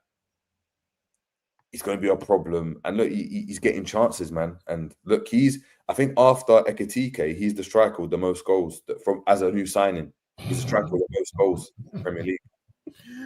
Yeah, I think so. Yeah, I think so. I like him, man. Man like Voldemort, bro. I like him, man. I only really got to see him a bit in the German under 21s first, bro.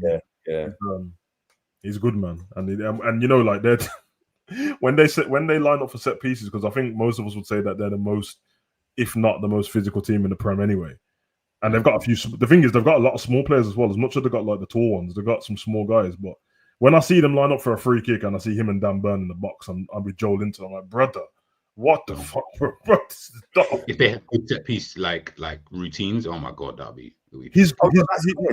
That's coming. Yeah, because he's got that thingy, and he's got that like. There's tall and I don't know, bro. He's tall and dangly in it, so he's almost ducking to score headers. Then yeah. Do you both think? Yeah, and I don't know if I asked this question before. Voltemade, Ekitike, Haaland, Sesko. You probably can see a little bit where I'm going. Look at it like tall, strikers, gangly type of strikers. Yeah. Most of them, if not all of them, maybe bar Haaland, are very good with the ball at their feet. Like, is that the kind of way that we're going with strikers nowadays? seems Like, like it, yeah, bro. big up Tyler, like the Peter Crouch, like that kind of, those kind of guys, like all of them are so tall, kind of thing. And to what Jerry said about Voltemade, yeah, I'm looking at, I'm thinking, bro, you look mad awkward as a player. But I've seen man do 1-2 skill with the ball. He looks mad awkward in life, bro. I've Yeah. seen him doing TikTok dances, looking crazy, bro. Like You know, the man that he just wants to live a normal life, but you're too tall to live a normal life, bro. So stop doing it. Yeah. Like, everyone else can enjoy it, but you can't. Like, you're in a shop at JD Sports, you can't even do that. You got to go Giacomo and that. You know, Yeah. that. You know how man them are doing the what's the install now is the baggy thing, and it running it back. Yeah. But when he wears the baggy flares and that, bro, like, it just looks normal. He just like no one's ever worn normal size flares, bro. But his looks like regular. He must look like Shaggy from Scooby Doo. Yeah, like an oversized t-shirt on my man ain't oversized, bro. It's just a belly top. It's a crop top. Nah, he's honestly, man, he's looking really good. I'll show you guys at the end anyway. Top goal scorers, assists. Another good coach, man. That's what it is, bro. Eddie Howe, bro. He's a good coach. The thing is, remember, they've got wingers who put, like, they have, again, style of play, identity. They know Isak, Callum Wilson, the other brother, the other striker that Newcastle have, the one that scored against us in that game. Yeah, him. Voltemade. It doesn't matter. Wingers. I don't care who's playing up front. If it's even Anthony Gordon, get the ball into the box, bro. Quick as you can, and then they're combative midfield, bro. They can combative midfield with tech, bro. So they're not just brutes; they're ballers as well, man. And remember, like, Vissa plays for them, bro, and he's out. Vissa, yeah, I completely forgot about him. Completely forgot. They weren't joking when they said he's a Callum Wilson replacement, isn't it? With the injuries. Jeez, yeah, well, at this rate, he blatantly is. Speaking on, moving on. We've got Tottenham 2-1 victors against Leeds United. I didn't see this game. I just saw the highlights. Yeah, this was the early kickoff. Yeah. Kudus obviously getting a goal. Tell as well. Okafor getting one back for Leeds. Just a question, I guess. You see on Leeds, and I don't know how much you guys have watched them. I haven't really watched that much, to be fair. Yeah. What are we saying? Like, do they look like a team that can potentially stay up? Yeah. They look like a team that can... Yeah, they do. But also, if they got relegated, it wouldn't have shocked me, bro. Yeah. Yeah. Okay. It's kind of the Leeds of what we had in the Prem the last time, bro. Where they beat us when they were in the Prem last time. Oh, exactly. Yeah. Is that the last time they were in the Prem? Yeah. It's not that long ago. Like 3 years now. 3 years. Yeah, when they had Somerville. It was the thingy season. It was the Super League season, because remember Somerville. Yeah, they all had the Super League t-shirts on against us because we were going to join the Super League, and they put the thing up in our change room, and I remember that, man. That's probably why Leeds are a problem. Like, they play well. Like, I think they cause Tottenham a lot of problems. I think every game I've seen them, anytime I watch them, they've been really good. I'm pretty sure, did they beat City? Who did they beat? They beat one of the big teams. Might have been United or the Man U. Maybe I remember Mecha. Mecha scored the goal, winning penalty. But maybe it was Newcastle. But no, like, they're a decent team. Okafor with a lot of problems. Yeah. They take it to teams. I think they're a bit more solid than they were under Bielsa as well. I think they'll be fine. I think there's a couple other teams in the Prem that just look dire. Yeah, I agree. They beat Everton, to be fair, and they drew against them. That was Everton. It was the Everton game. They could have got a draw at this game as well. Like, Tal's goal was a deflection. Keeper couldn't do much about it. Kudus one was that a deflection as well? Nah, Kudus' goal was just cold, bro. Like, he came. Cold, he just ran out. Clean finish, bro. But you know what it is with Leeds, though? Like, they've signed a few players, and obviously, man, know that I rate Calvert-Lewin only in the air, and but because what I've seen so far, he's not been there that long, and he's missed bare chances, bro. Like, they keep feeding him in the right spots, and that just keeps missing. And straight away, I'm looking like, when you're one of these teams, the striker is one of the main things, because all of the teams that get relegated, they don't score enough goals, bro. Yeah, if we can get him firing, which he's in the right position, so he's doing half of the job properly, then they'll stay up. He only needs them kind of teams. Like, get Calvert-Lewin 9 Premier League goals, you'll stay up. But it's them kind of teams, and you know what I mean. So, yeah, You don't need, you're not asking for man to hit 20. Like, Yeah, you don't yeah, need, yeah. obviously it'd be great, but that's not what you necessarily need. It's just more about, whether or not That these can't players be can real. really get. This can't be a real stat, bro. Yeah, no. Liverpool have lost 13 games in 2025. Yeah, I saw that the other day after the game because we were on 12 before the Chelsea game. So, and even I was like, right, we lost 12 times in 2020. Like, do you know how mad that is? What's the first That's month? crazy. What was the first month of 2025? I'll check. I'll show you. I'll tell you. January is the first month of 2025. When I said we've been playing shit since then, that month, brother, this ain't good, bro. Because when the season finished, I remember Everton had better form than us, innit? They had way better form. Yeah, Everton were mad form back then times though. Brother. I'll tell you the 12 just before we move on to the next Not only game. that, I remember like within these games, teams like Chelsea smoked us. I know that 3-1. We got punched up by PSG. Got punched up by Newcastle in the final. It's all competitions, right? So this is I'll tell you right now the games we've lost. Tottenham, the League Cup, when we lost the first leg. Yeah. Lost 1-0. The next one after that. Bergwall in it. My guy. Bergwall. Yeah. PSV, the last Champions League game, we lost 3-2. We got smoked in that. Plymouth, we all remember that one. Punched up. Next one after that was PSG. Yeah, it was like we won the first leg, but then they won the second leg technically. So we got that. Newcastle straight after that. Then we had Fulham. We lost 3-2 to Fulham. We lost 3-1 to Chelsea. We lost 3-2 to Brighton. Hold on. The Fulham one, is that the one where Roby scored in the last minute? It isn't it? I remember they punched. No. No, Roby didn't. The Gravenberch scored in that game. No, Diaz and McAllister. Who scored for Fulham? Roby scored in the 32nd minute. To be fair. That's the goal. Yeah. They scored all their goals in the first half. Yeah, I remember their Roby goal, man. Bastards. What did I say? Yeah, Brighton, we lost 3-2. Obviously, we lost 3-1 to Chelsea. And then we move on to this season. Obviously, lost to Palace in the Community Shield. You realise that all the scorelines you're giving me are the same as what this season. They're all like the 3-2s and the 4. They're all like, brother, I can't, but it's winding me up. You saying it? Can you just stop, bro? Sorry, we'll move on. We'll move on. Sorry, guys. Sorry, everyone in the chat. I blame Swaps. Bournemouth. They're a good team. 3-1 victors against Fulham. I watched that game on a Friday. Ireola. Say that again. Ireola, bro. That's what they are. Bro, absolutely ridiculous. I mean, what he's got. I'm sorry, but I don't know many teams who could lose all of their team, their whole back line, and still say, yeah, we'll just sign new players and we'll get a couple other pieces in the squad. We'll turn Semenyo into, people keep calling him the new Mane, but we'll turn him into that. What? Ridiculous, man. These lot are moving mental. They've bred confidence into that squad, innit? They feel like they can beat anyone. Yeah. So now, did you see Semenyo's goal?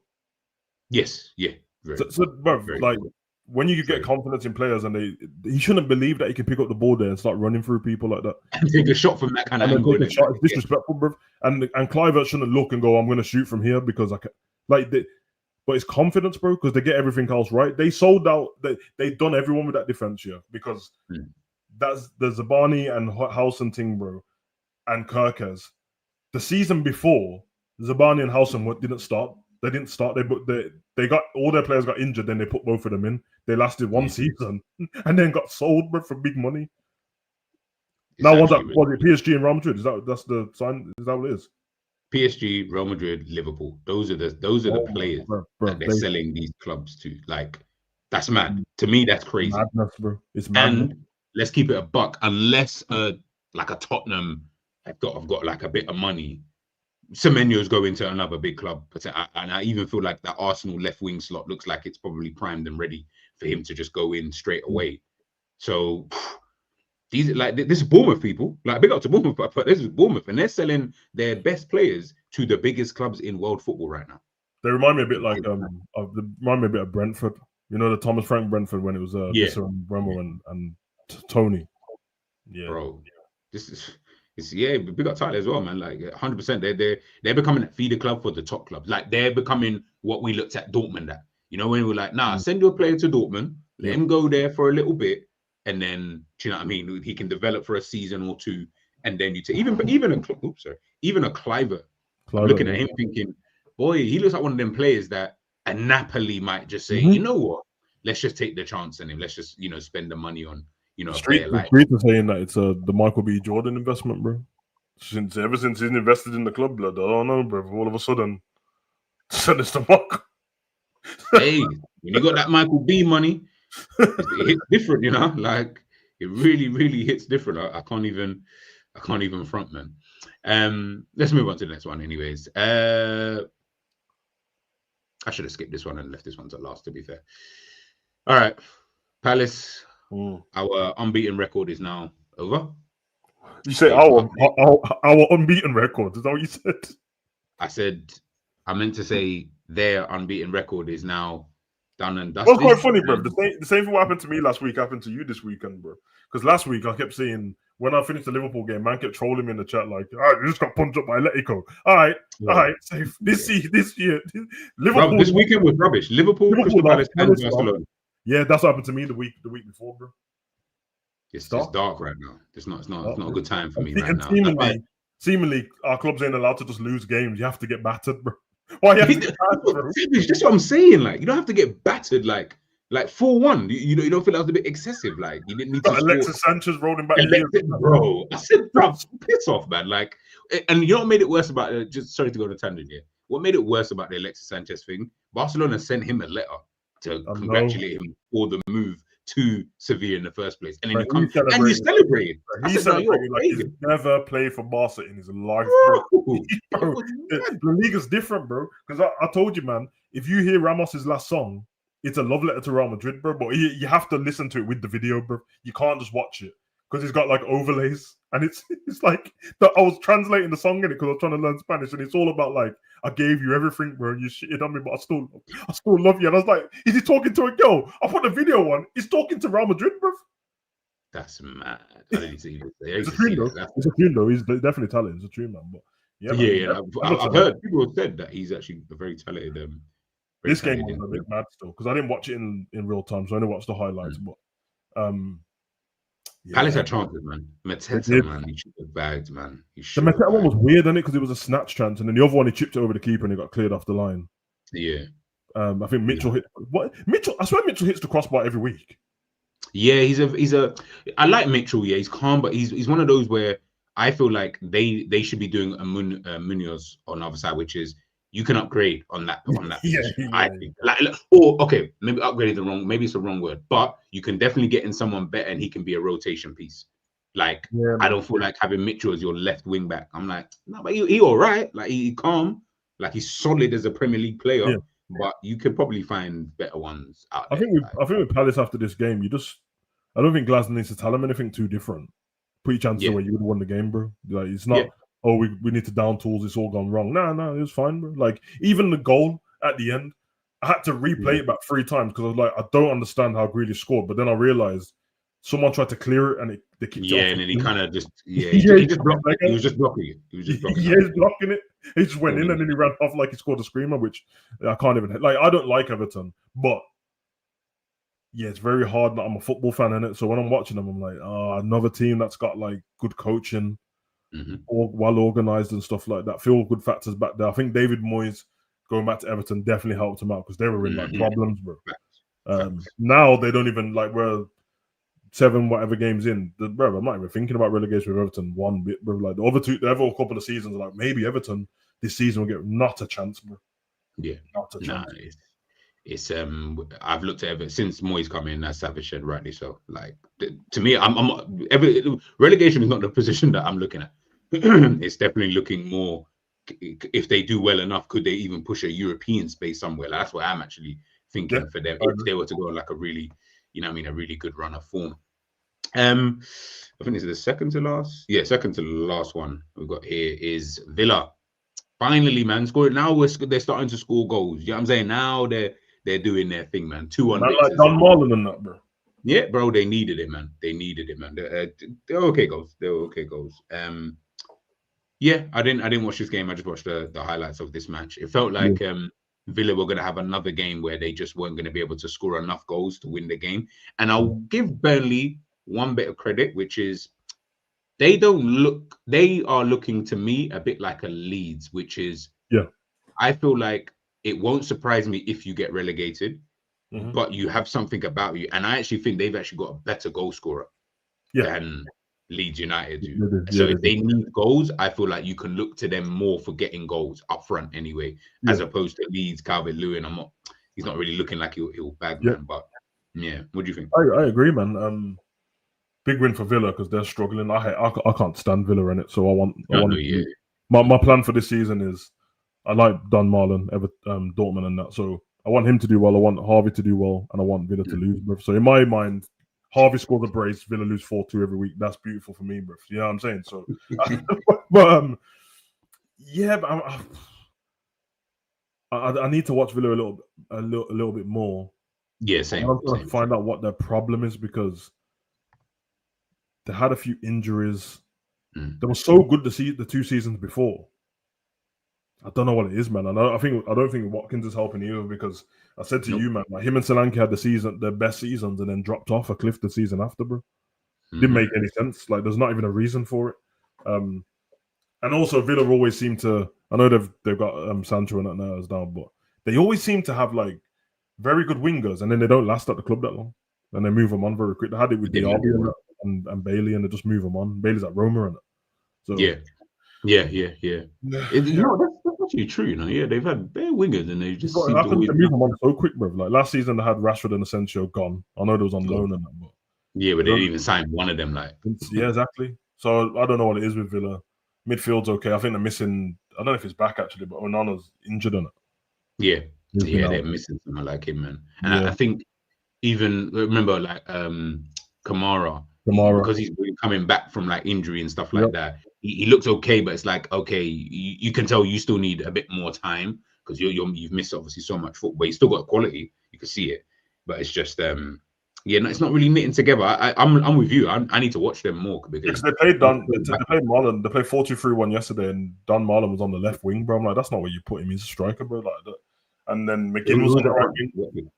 Watkins, but McGinn's cold, but like McGinn on the right wing. Bro. What the fuck, bro? Like it's like having Milner from 2006 on the right wing. I don't know, man. I don't know, bro. And I think the Morgan Rogers thing's called off a little bit, innit? So when last season, that was it. He was so excited at the beginning of the season that he was dragging them through these things, and then he was making all the rest of the people around him play better. Rogers this season, that's what I said about people getting too hyped about players. Because the season before that, it was Jacob Ramsey, who's a baller. Is that Newcastle now? Yeah, Newcastle. People he kind of fell off anyway a little bit. Exactly. But people forget quick on it because it was like, Morgan Rogers is better than Foden and he's going to be the this and but I'm like, bro, give him time, bro. Consistency can't be built off just one season, bro. But Savage. You and I both know that it does. That's how it works with these people, is that it is week to week analysis, week to week. This player is the best player in the world. Week to week, this player is the shittest players in the world, and etc. We know how it works, bro. Like, you know what I'm saying? Like, it's always like this, man. Which is annoying because then we get to these situations where, you know, like I was thinking about this yesterday, and I was chatting to my boy, and I said to him, "What's mad? Some players who, let's say by the time they get 28, for example, right? All of a sudden, like people think, wow, this player's playing at like a mad level. He looks elite, but he had 3 or 4 years prior to that where it was like, he's all right, he's a bit meaty, whatever, blah, blah, blah. I wouldn't sign him for my club, but he's okay for this club and all that kind of stuff. I'm like, because some careers, it's just, man just need to just have a career, like for a hot second. And then man, let me breathe a second, man. Let me be a professional footballer for a good 5 years, bro. It's true, man. Because I think if anything, this season should show people, even fans as well, that if I'm someone like, I don't know, like Ansu Fati, baller, then naturally everyone's like, it's over for Ansu Fati, he's done forever, kneecaps are gone. Brother, if I'm here and I watch Dembele pick up the Ballon d'Or, I'm saying, you know what? Let me get back in the gym. Maybe. Over. Because these ones finished, bruv. You have to understand, me and G did the video on world-class players and as the boat gone, and we stopped on Dembele for time, bruv. And we were both like, we don't really want to say it because it's kind of sad, but it might have passed him by. This kid's won the Ballon d'Or the season after, bro. So literally, things can change, man. And I remember with him because early in his career they were talking about his being unprofessional in it. Like he was Yeah. terrible at training and his attitude was shit and he was staying up playing PlayStation and all that and he didn't care. Got his life sorted, got a gal settled, and then yeah, man. So them man should look at that as inspiration, bro. Real talk. No. And if I'm people like Haaland, then I'm looking like I might still because you know like the way everyone thinks about the Ballon d'Or. But if I'm Haaland, like yeah, I might can still win this still. I don't know, bro. Yeah, I'm young enough. Like, yeah, you know you might give up. Like, oh, okay, Messi's got it. I'm screwed. He won the World Cup. Blah blah blah. I'm like, hold on, all it needed was Man City to have a good season. Like, I would have smoked, bro. Yeah, stop, man. That's true. It is true. It is true. I think this is the last one. Yeah, last but not least, man. We have got Wolverhampton Wanderers 1-1 against Brighton. I didn't watch this. It looked kind of boring anyway from the highlights in itself. It looked like just two. Which is weird because Brighton are not this, but it just looked like two meaty teams playing each other. And I was like, this was coming up on the live score thing when I was watching. So I went watching the game where it pops up with the goals. And now I realize that it says Verbruggen own goal. Because my man for Wolves ran off like he scored a screamer blood. And now yeah. I'm watching, I'm like, oh, it's an own goal. But, you know, something about Van Heck, bro. I don't know if he's a footballer with personality, bro. Like, I notice him at every Brighton game. I just notice him all the time, bro. Van Heck. He's always arguing or something. Yes, I was just about to say he's always arguing. Always arguing. Yeah, always, man. Always, bro. And I used to think, like, why don't you just shut up, man? Like, just to carry on. Like, why do you keep making it look like a game that I wouldn't have been interested in, though? Nah, that's why I put it last. Like, it was. Yeah. I do like Fingy's manager, though. I like Ursula, bro. I like him. Yeah. I think, and it's what Jerry was saying about Brighton. It doesn't really matter what manager they have. I reckon, think about it like this. They've got Ursula, a guy who is 30-something. He's younger than some of the players. Like, it doesn't really matter who they get in. Man just needs to get a manager who can do exactly what we need, which is that style of football. And we're good to go. And to be fair, it's not even necessarily even that style of football. Like, they've got their own system, like a Barca, like a Ajax, like a, you know what I mean? Like these kind of teams where, yeah, it doesn't really matter. Like, as long as the manager can kind of stick to the principles of what we're trying to do, we're good to go, man. I see the Wolves manager got sent off in this. Did he get sent off? Yeah, he got sent off. I think what did he get sent off for? I'll be real. When I was watching on Sky Sports, they didn't know either. Like, they were baffled. Like, he said something to the referee. There was a challenge that happened just by the touchline. I can't remember who it was. He was angry that a Belieber.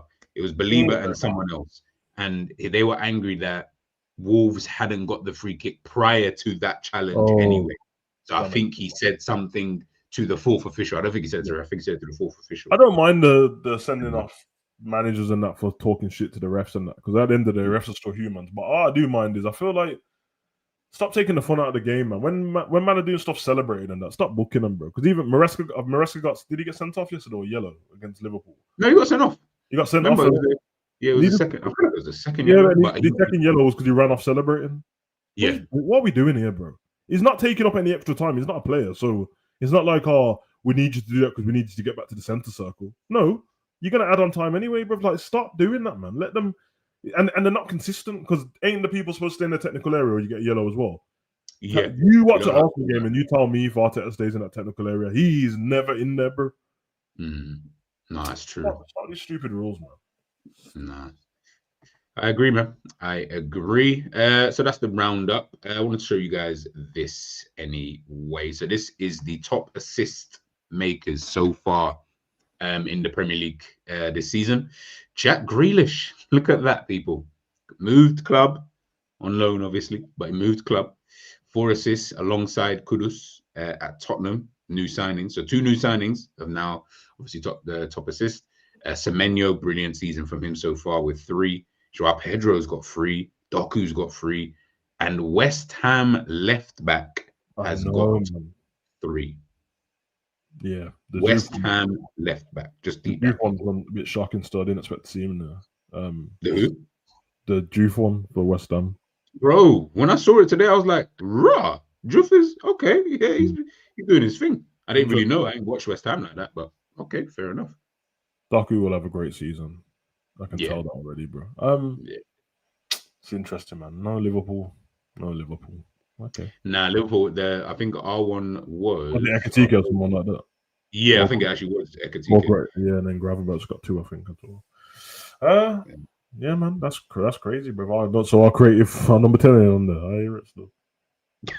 Bro, he got 0, so he ain't gonna be on this list at all, bro. He is not gonna be. Hold on, let me even check. Actually, let me just double check for you guys. Yeah, Liverpool comes up. Well, it's not even on the first page. That's long. I can't be able to check. It wasn't on the first page. I said, yeah, forget it. If it's not on the first page, you don't count, bro. Yeah, literally. Top goal scorers. Best striker in the world. Yeah, Number 1 with 9. By the way, this man that he's got, I think that someone says he's got however many goals he's got so far this season. Yeah.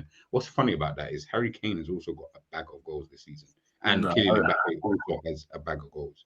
Harry Kane's ridiculous, bro. Harry Kane's ridiculous, man. And Mbappe, bro, it's dark, man. He's turning into a striker, bro. He ain't even got it perfect yet because he doesn't have the poaching thing. He doesn't know about that yet. He's standing along in the box still, but that move he does, which is trademarks to him, bro. That drag shot shapes up to go right, and then he goes, oh my! And he goes into the other.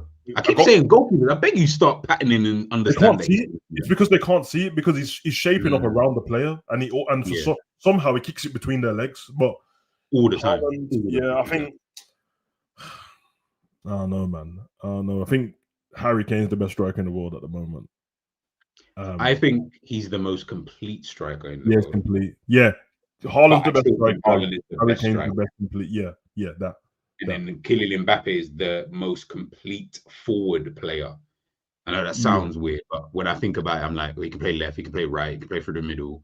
Seeing Mbappe's plays, when he just decides to like schoolboy you. Like I keep seeing him stand up players and he's like, I'm just gonna kick the ball past you and run, bro. That's disgusting, bro. That's Henri business. That's not fair, bro. Because it's like, how am I supposed to get? You can't kill me as a coach from my defending when it's just faster than me, bro. You just faster than me, yeah. There's nothing I can do. Like I can't change my pace. I can't get that much quicker. I can't get to his level quick anyway, so it's not going to make that much of a difference. And even on the weekend, when he fingered, man, he gave Vinny the penalty. You just give it him. Oh yeah, he did. I thought that was weird. I thought maybe because then I started asking, but who's the penalty taker? But then I was like, nah, it's him. The penalty taker, but man doing the confidence thing, like, you know what, Vinny, you have this, bro. You got fouled. He's just giving away goals now. Yeah, man. He's just giving away. Semenyo, he's on 6. I mean, look, what did I say about Burnley? You know what I'm saying? My man, Anthony's on 4. Yeah, good man. Like Igor the Thiago guy. You know what? Yeah, I watched the game against Man City. Yeah, he will score goals. I think. You seen against Man U the week before? Yeah, bro, exactly. But I do think he will. Like when I say score goals, people, I'm talking like they should hit 10. He's got 6 more to go, so I feel like he should be able to get that across the next 31 games. So yeah, him and Anthony, I think they both get 10 minimum league goals. So what that then does for their team, I don't really know. Liverpool's first entry is Ekatike, as it should be. He's been one of the better players. Here's the table. Here is the dreaded table. Liverpool been knocked off the top of the Premier League in second place behind Arsenal by a point. We are only 1 point ahead of Arsenal. By the way, had Crystal Palace won their game, Liverpool would be third. Yep. Liverpool would have been third, which is funny to think. But Bournemouth sitting there in 4th. They've been absolutely fantastic. Like for me at this moment, obviously it's only 7 games. I understand people. If we get to game week 15 and they're still hovering, I think they'll have a better season than Nottingham Forest did last season. Because I feel like they can actually maintain it for a bit longer, if I'm being honest with you. Yeah. Man City sitting there in 5th. Is there any... Give me 3 teams when you look at the table that you're surprised by their position. Based on your own predictions at the beginning of the season. Oh, based on predictions. Bournemouth. I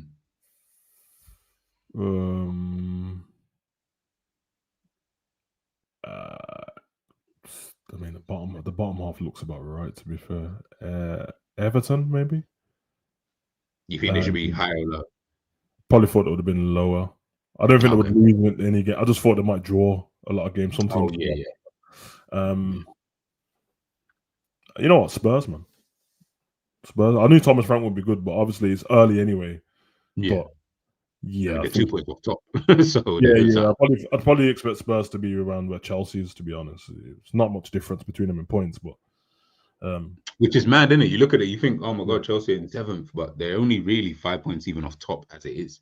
And Yeah, then because the I know rest what's going to happen, man. All the Liverpool fans now are going to be like, "It's early in the season, we don't care about the league." Well, last week you was all bragging about being top of the table, so you should care. literally.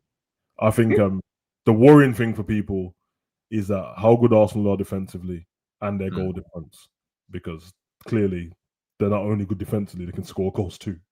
And Exactly. the fact that Shit, it's top 11. I didn't even notice that. yeah, bro, Fucking up. and the fact that Man City are 3 points off the top, which is 1 win, bro.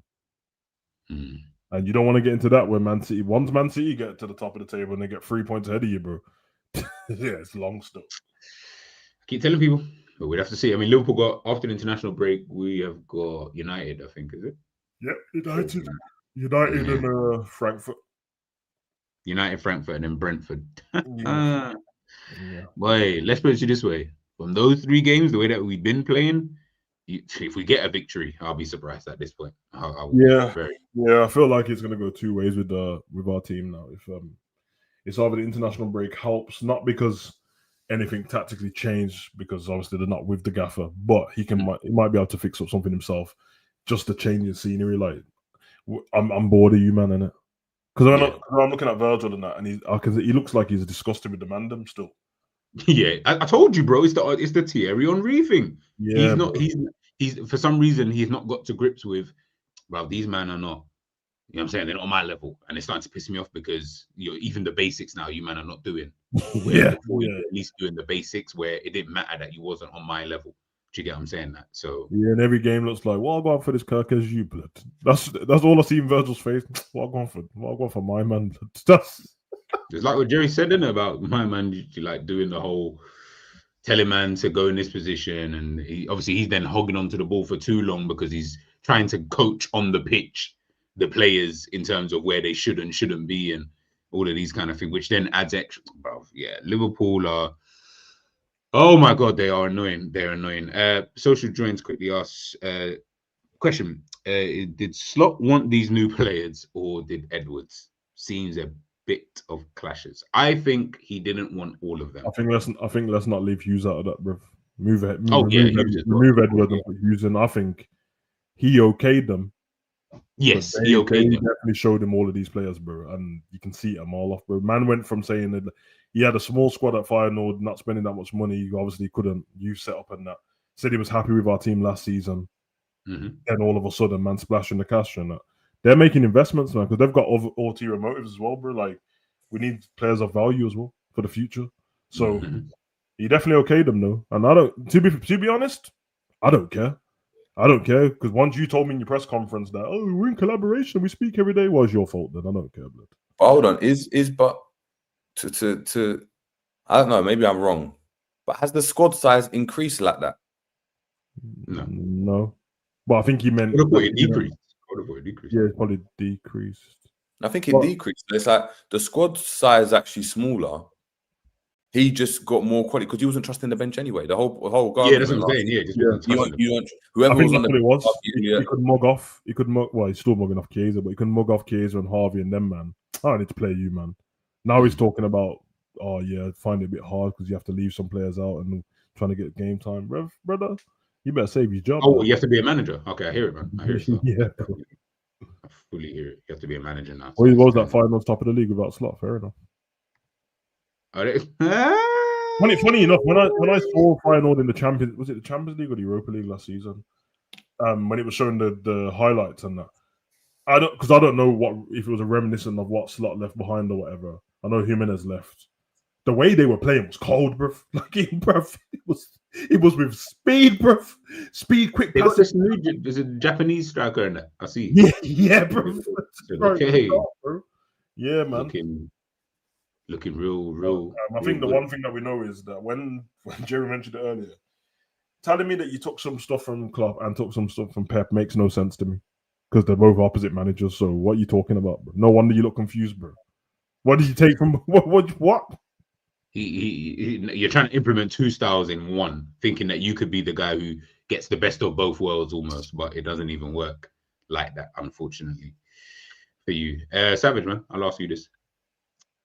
Wagwan for Hendrick. I'm not even going to ask what goal ratio asked. Just Wagwan for Hendrick at this moment in time, bro. No, What is going on with it? Yeah, that injury, didn't he? So he left him He out did. for a while. Yeah. And then, so he just sits there in his coat now, looking sad. It just looks like he's just sad right now. Like he just, Yeah, he does. looks sad. He's a baller though, but yeah, man. The thing is, there's ballers on the pitch, bro, and on the bench. So Would you? And this is more obviously for the second half of the season in Jan. Would you just keep him around, or would you send him out on loan somewhere, like anywhere? I send him out on loan because last season Gonzalo Garcia wasn't in the team, and now he is. He wasn't. And every time he plays, he scores, bro. So and he's giving game time to like Brahim Diaz. Arda Güler starts now.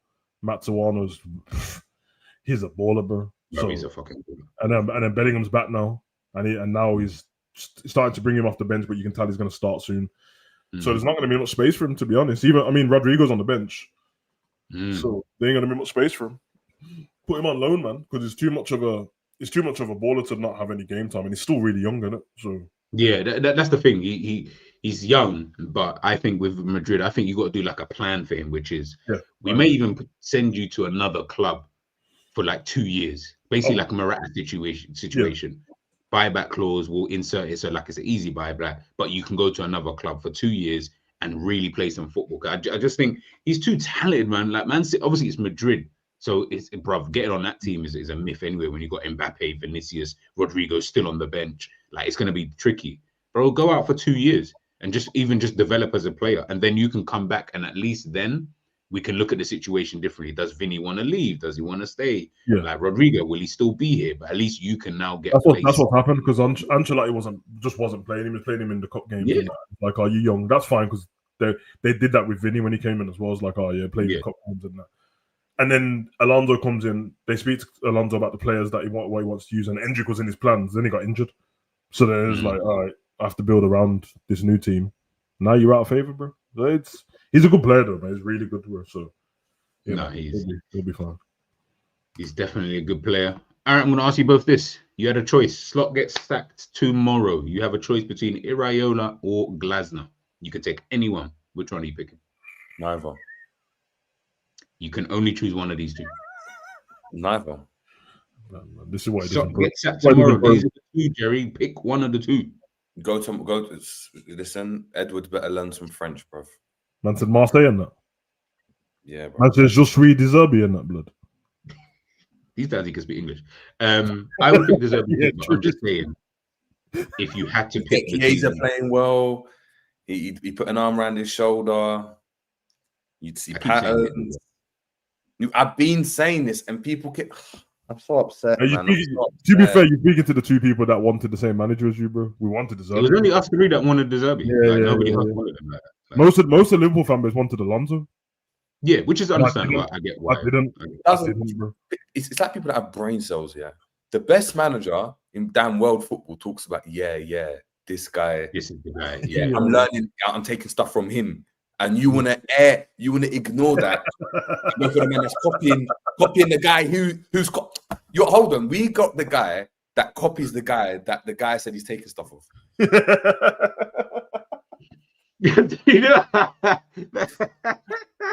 Hey, no, that's dumb. That is dumb. All I know is there's no way man are watching Marseille and don't realize how cold De Zerbi is, bro. It's outrageous. It's outrageous. Certain players, I don't know. Obviously, I'm not gonna. I don't know if your channel. Gunwood, isn't it? Yeah, but oh yeah, no, that's calm. Yeah, man, like Murder Mason, that bro. People ignore Greenwood was. I'm pretty sure he was level goals or like with Ousmane Dembele last season. Yeah, he was. Even now, I'll check right now. I'm sure. Money makes his problems, bro. Bro, money makes his. You already know, bro. The French don't care about domestic violence, bro. So he's good over there still. It's not even, bro. There's that. It's bro. We've even now even. That's football, man. No one cares. No one cares in football, bro. Is that a baby with the girl? But I ain't caring anymore. He had a baby and all that, bro. Like, listen, he hasn't had a baby with a girl. The girl said he's the best thing that ever happened to her. Like, she's moved over there to France with him. The kid learning French. Listen, at a certain point, you've got to be like, come on, people. Yeah, I can't care more than she does, bro. Less than that, bro. You know, like that. Like, it can't. Last season, he got for Marseille. He got 22 goals in 36 games. Yeah. Mad. Bro, if you go and speak to United fans, they know, bro, like, because they keep putting out bat signals every week about him. They're like, we miss Mason. Bro, I promise Bro, you. I'm telling you, when Old Trafford is dark, where there's no one walking around, maybe like one old brother walking his little pit bull or staff, around Old Trafford, you see the lights pop on. It's just like MG. Nah, bro, he's a 2-footed demon, bro. Like, he's dark, bro. Remember the lockdown season when him, Rashford, and Martial was on smoke? That was insane. Was that Solskjaer? Yeah, it was Solskjaer. Listen, that was the last great manager of United. The last one. Yeah. You know when I knew he was dark, bro? Ronaldo came in, and I saw him just getting pissed off with Ronaldo, bro. Like he kept like shooting and not looking at Ronaldo. Like I didn't even make an eye contact, bro. Don't ask me for the ball, blood.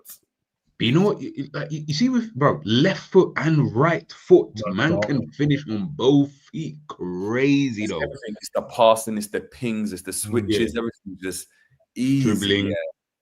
Yeah. To me, he's in that Dembele mold of player. Like the way that they play, I feel like it's quite similar in terms of how they are. Bro, he could be. What's mad though? What's mad? What happens? How do England play this? Yeah, if like I don't know, like a Barca or like a Real Madrid take a gamble and he pops. Like, how do you manage that as England? Do you just? If I was him, I would quickly then declare for Jamaica. Like I would just quickly declare. Forget he already has done it. He's already. Yeah, I feel like he has declared for Jamaica. I feel like yeah. No, maybe I'm not sure if he has done, but I'm saying let's see he hasn't done. I'm saying how do England manage that? How they look at them and be like, yeah, we've got a winger that scored 30 goals or striker scored 30 goals and that, but we're going to air it and we're going to play Watkins. How do you? You have to put him in a sit down interview with Stan Collymore, blood. You get me? Someone who knows. Someone who's so Collymore. It's like, I know what you're going through. Yeah, it's like one time I stamped on you in a pub, blood, so I understand what you're going through, bro. I got caught doing something in public that I shouldn't be. Yeah. Mask on and that. Send him on TalkSport and that, bro. That's mad. Yeah. Oh, TalkSport. He needs that Charlemagne to sit down. Now, you know what? He might need to sit down with Simon Jordan, bro. Just let Simon Jordan grill him in it. No, he's got to sit with what's the brother that everyone used to sit down with? Someone a bit more empathetic. What, in England? If he does the grilling one, everyone used to. It needs to be like when Charlemagne interviewed Kanye West, and Kanye West. Yeah. What mixed race guy you want about, G? The black the mixed race brother, the Ivan Toney did it there. Jed Spence went there. Stephen Bartlett. That's it. I didn't know his name. Diary of a CEO. Yeah, that's it. Yeah, that's it. I completely forgot the name. I was like, bro, what is the name of this brother? Yeah, he got to sit down with. You know what it is? Diary of the CEO. Because with Diary of the CEO, the trailers. I watched it since. No, but the trailer's always mad intense on it. Can you imagine now that trailer's gonna? So why did you hit? Yeah, why did you hit Mason? Whoa. Yeah, exactly. He needs to sit down with him. Sit down with him, and then I think and then they'll expose in it. Like, so what did Ollie say? Ollie knew months before. Doom. Yeah, and then it'll be like, he'll be sitting there, and he'll be like on his iPad, and he'll be like, "So talk to me about domestic violence." and he goes, like, it's not what people make, what people think. She enjoyed it. Bro, you're mad. Yeah, he had Lingard on there, innit? I remember he had Lingard on there before, bro. Yeah, he's had Lingard on there. Bro, he's for me, he's the one that, bro, Ivan Toney, banned from football, went on there. Like, this is what I'm saying. You go on there to kind of get people to understand your side of the story. Remember, we heard my man speak. That's a good one. That'd be hilarious, though. I ain't gonna lie, bro. Babe, I'm trying to make all this money. You're gonna have to take the hits for this. No pun intended, bro. You have to just be like, yo, I was sparking him every week and that he retaliated once. That's all you have to do, bro. He tried to get me off him and he elbowed me in the chin, bro, whatever. Like, as in whatever. Because you got to make this. Remember, with these kind of things, especially, like, man, got to try and spin it in some way, shape, or form. That's going to allow man to take it back. But listen, man, you get him just sitting there. Do you know what I mean? And there'll be just a shot of him, and he's like, there'll be like the TikTok clip or like the Insta little reel, and he'll be like, yeah. It has to be that. It has to be always that. I lost everything. Has to be that. But you know, when you watch the video, I'm like, where's this part? Like, I don't remember this part. Like, why is this not here? Like, I don't get it. Like, did you do this in edit? Like, AI, innit? But no, listen, man. Big up to Greenwood. Like I say, man, we're only speaking about football regardless. I think he's a top player, and I think I would sign him. If I couldn't get Elise, I'd definitely be looking at Greenwood. But I know Liverpool wouldn't go anywhere. Well, I say that, but who knows? I don't think Liverpool would, though, just for everything that's happened. But to your point, though, I probably would go Iraola. I think Glasner seems like a bit of a prick as well. I don't know. Like, he seems like, would you get on with him? He's got a bit of an ego about him. He does have a bit of an ego. Iraola seems a bit just more like, He just seems like, bruv, like, I can be a head coach, and I've got a style of play, I've got a system. Just bring me the right players, and I think look what he's done with. As I said, look what he's done with Bournemouth. Lost 3 out of there. Everyone thought they'd be cooked, innit? Kirk has gone and gone. Iraola, man. I remember him when he played football, bro. He played for Bilbao, innit? I mean, Athletic Club. They get offended when you call them Bilbao, so Athletic Club, innit, bro? Oh my god, fucking hell. What was this? Pro Evo Soccer, like? Well, right, so what, I can't call you Man Red and Man Blue and that. Bro, I think it's because Real Madrid snatched their name off them, bro. I think that's what happened, bro. To start. Grow a pair. Grow a pair. Looking towards, obviously, we're now international break, people. We've obviously reached a stage as I said, Liverpool are currently second in the table, man. What needs to change? I think we'll leave it on that. What needs to change for Liverpool in order for them to kind of push forward? At least there's only 1 point, so it's not a mazza. But just in general, I mean, things just look bleak at this moment in time. I mean, even the goal difference I'm looking, I mean, look at the teams who've got better goal differences than us, like in some of the cases. Spurs do, Man City obviously do. We've got the same as Crystal Palace, Chelsea. Who else is on there? Arsenal obviously are way ahead. Now, things are just looking a little bit bleak for Liverpool, man. What do you think just needs to change? Is it just as simple as you know what my answer is already, bro? So yeah, I was about to say that's a trick question. I think What do you think needs to change? Name me 3 things. You go in there, you've done your SWOT analysis, you've come in, you're like, yeah, these things need to change. These 3. I would drop Salah. I would, and obviously I'll put in Chiesa. I'll just put in Chiesa. That's the only one we've got. So I'll put Chiesa in for a few games and see how that goes. I would not start Isak. I would actually just start Ekitike, and I'll say he provides us with a bit more balance in the forward line at this moment in time, which can maybe just help towards getting some type of consistency in the attack. If I had to pick a third, I'd probably end up just dropping Florian Wirtz. And I would say, with you, I think, I don't know what your best position is for Liverpool in the way that we play and what he might want to do. And we're giving up too much in the middle of the park. Saw it against Chelsea for the Caicedo goal. Look at the way they just moved 1 or 2 players around and Caicedo was able to get in. So I would say let's just go back with a normal 3 that we had last season, or just a 3 in the midfield, whoever you want to put there, just a 3 in there and try. And I know last season was shit anyway, but at least it was just a tad bit better than what I'm seeing now. And we don't look as vulnerable as I feel that we look today. So yeah, I think those are the 3 kind of changes I'd want to do for the team moving forward. Yeah. There's definitely more, but yeah, those are if I think of 3, I feel like those 3 can just help. Like, he just needs to pick a team anyway that he likes, that he thinks can give us the most consistency. Forget the players, forget the names. Yes, I know Salah is Salah. Yes, I know Wirtz is Wirtz, and I'm not saying Wirtz won't come good, but brother, right now you are not fitting. Other than that one sick first touch that you took against Chelsea, which was fucking amazing. Yeah, you did nothing. Like, you offered me 0 for the rest of the game. Man couldn't get into a game that we were fucking trying to chase. That didn't even make sense. So, yeah, like, maybe he just needs to sit on the bench for a bit, and Ekitike needs to start now. Like, because I'm watching Isak here, and I'm like, you know what? If Liverpool are not giving you the ball, brother, you're another one. You're not offering me shit.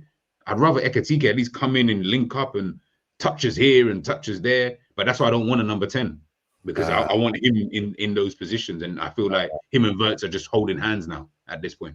Forget all of that. Just put him in there. But what did I tell you? What did I tell you about? Heck is the guy. Heck has been the guy, bro. What did I tell you? And G was like, nah. It's gotta be Isak. I told you. No, it has to be. No. It has to be Isak. But I'm saying, if just for continuity purposes, brother, like, and consistency, right now Liverpool look shit, bro. Like, they actually look crap when they Problem play. with Ekitike is he doesn't even look like he don't just look. He looks like, calm when he plays, though. Yeah, he doesn't look like just the best striker on our team. He looks like the best player sometimes, bro. Yeah, exactly. He's been the best. Honestly, he's been. When you look at him, he looks at the player that are like, oh, he's the best player. Like, whether he's performing well or not, you just look at, like, even that the 2 things he did, right, where ball came in and he touched it and flicked it to Gakpo around the corner, and then the other when he dummied it for Jones. Yeah, he dummied it for my man's leg. Come on. This is a guy that's just like, yeah, bro. This Slot just got to fix up and stop doing like trying to force man in the team. Yeah, Slot's got to stop trying to force man in the team, bro.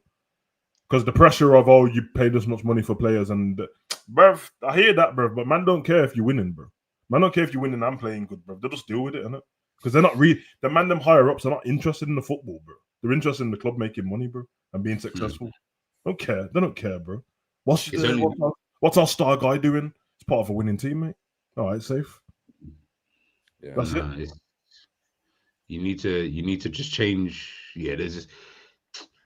I keep telling man, bro. I know a lot of people want to do the 3 at the back thing now, or what, 5 at the back if you want to call it that, bro. But brother, I'm telling you, bro, they already look confused with what Slot's telling them to do, bro. They're gonna I feel like we're over confused. Yeah, man. So like Liverpool, and the thing is, you're just frustrated. Like, I'm watching the game here at my boy's crib now, and we're just chilling. And obviously, he supports Arsenal, so when he's watching the thing, obviously he wants Chelsea to get the victory, right? But even he's watching, and there was a part in the game, and big up T because he will know what I'm talking about. I've said to him, watch what happens at halftime. So Bozolai is going to go right back. They're going to take Bradley off. He's also going to bring on Florian Wirtz in this position. What happens? That was the move. He was like, why don't you play Frimpong or Gomez? I said, I don't know why we're not playing Frimpong or Gomez. But he said, but then you buy Frimpong. I said, I also don't know why we bought the player and we're not even using said player in this moment. But you know what? I can maybe understand that. You know what flipped the script? My boy started laughing when Liverpool were 1-1 and we brought on Endo. He was like, why are you bringing on Endo? I knew it was happening. I don't know. Maybe Endo's going to go 9. I don't know. Come on, I'm like, nah, trust me. He'll bring Endo on. I already know, bro. I already knew it was happening, bro. But Savage, deep this, and I don't, because I know Enzo's going to talk about this. I don't want to go too into it. But deep this for a second, guys. You got Chiesa and Rio, and even Frimpong. Let's just use him as a right winger. You got them chilling on the bench, by the way. Nah, Rio didn't even make the bench. That's how much he's he didn't even make the bench, bro. Oh, there's not enough room on there, innit? There's only 9 men on the bench. Did no room for him, bro. Which now doesn't make sense because the whole time we were talking about, we need Rio's going to be competition for Gakpo. This is no competition if my man can't get on the bench. Ben can't even get on the bench. Yeah, exactly. Considering by the other guy, you don't even play Chiesa. So why is he even on the bench at this point? Why is he? One pisses me off, bro, because I'm like, I know that Kanate is holding his quad safe, innit? But like, spring on the centre back, bro. And then you put your best midfielder this season anyway. You bring him and put him centre back. I actually understood that to a degree because I was like, Kanate was getting the ball all the time, and he's nowhere near as good as Gravenberch on the ball to be able to come out. It helped us with the build-up play. You know what happens though? If Gravenberch is in that position helping up the build-up play, unless he can just get it from back to front relatively quickly, the midfield has to get bypassed every time now. It can't, we can't use them in build-up at all now. To be fair, to be fair, we started using them because Verts, like the reason why Verts in that first whatever Jones. It was just Jones. Yeah, Jones and Verts. The reason why they were doing well was because they kept showing for the ball and they were getting it. What Liverpool stopped starting to do is stop playing into them. So Verts would show, and you just next time just see the game. He'll go and float away. He'll come back. So he'll do the two movements. He'll pretend to run in behind. The player follows him. He then drops in short and he's like, "Give me the ball." 1, 2. They're scared. They're too scared. 4. Too scared. By that time, it's over. Because now when he's getting it, my man's on him. So he doesn't even want it at that point. Now it's like, I've got to move again. And then Jones was doing the same thing. Yeah, the only way Jones was getting on the ball is by drifting out wide to get on the ball.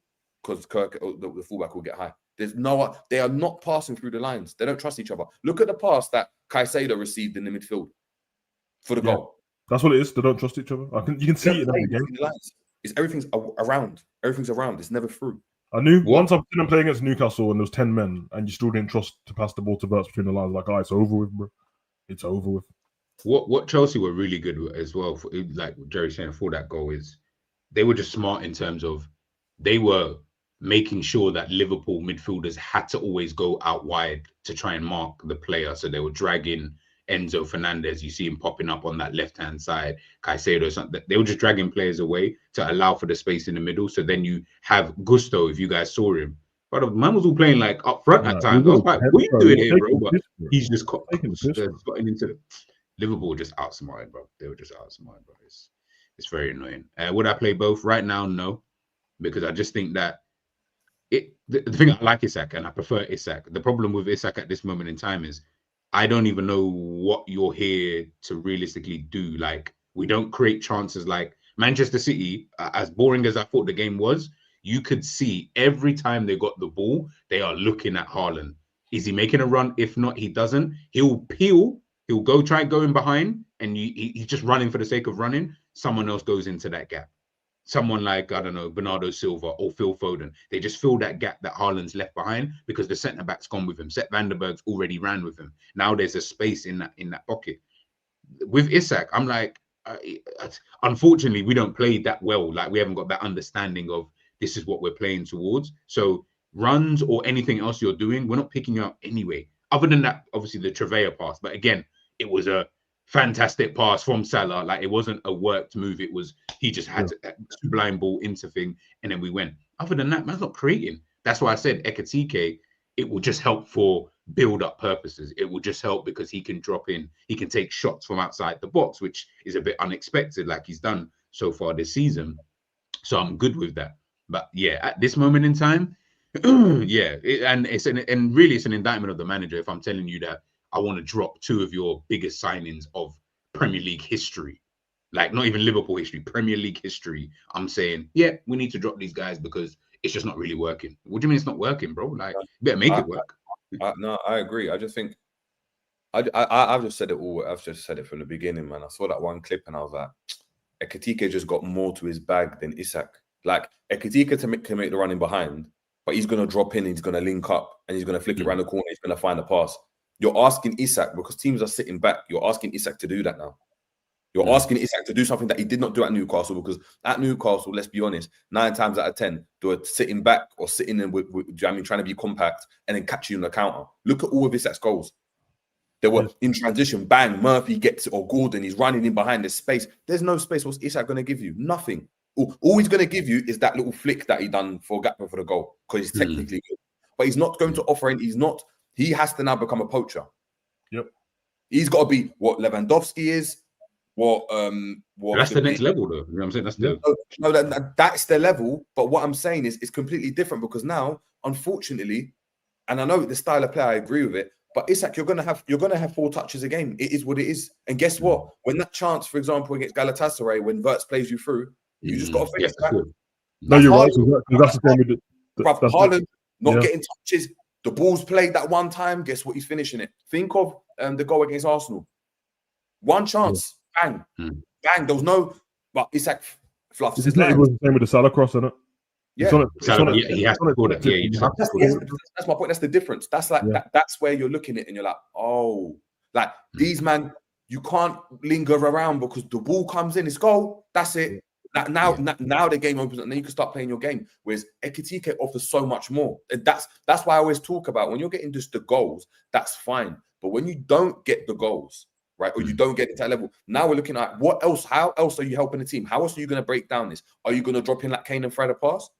Isak's not going to do that. Yeah. When he's doing that, the ball's getting overhit for Salah. I saw it when he dropped in and overhit it, and Salah's had to run round. He got it on his right foot. He's now turning left, and he loses the ball because he can't keep it. That's what I said. You can't. You're gonna have to just treat. They're gonna have to treat Isak how everyone was trying to tell me that they're gonna treat Ekitike. Well, just play him in cup games, and no, but you have to. Sorry, bro. For now, you have to play Isak in these cup games, bro. Ekitike is the guy, bro, and then you can see what Isak can do later on because this gaffer's not gonna change the way he plays anyway, bro. And Ekitike will help him way more, bro.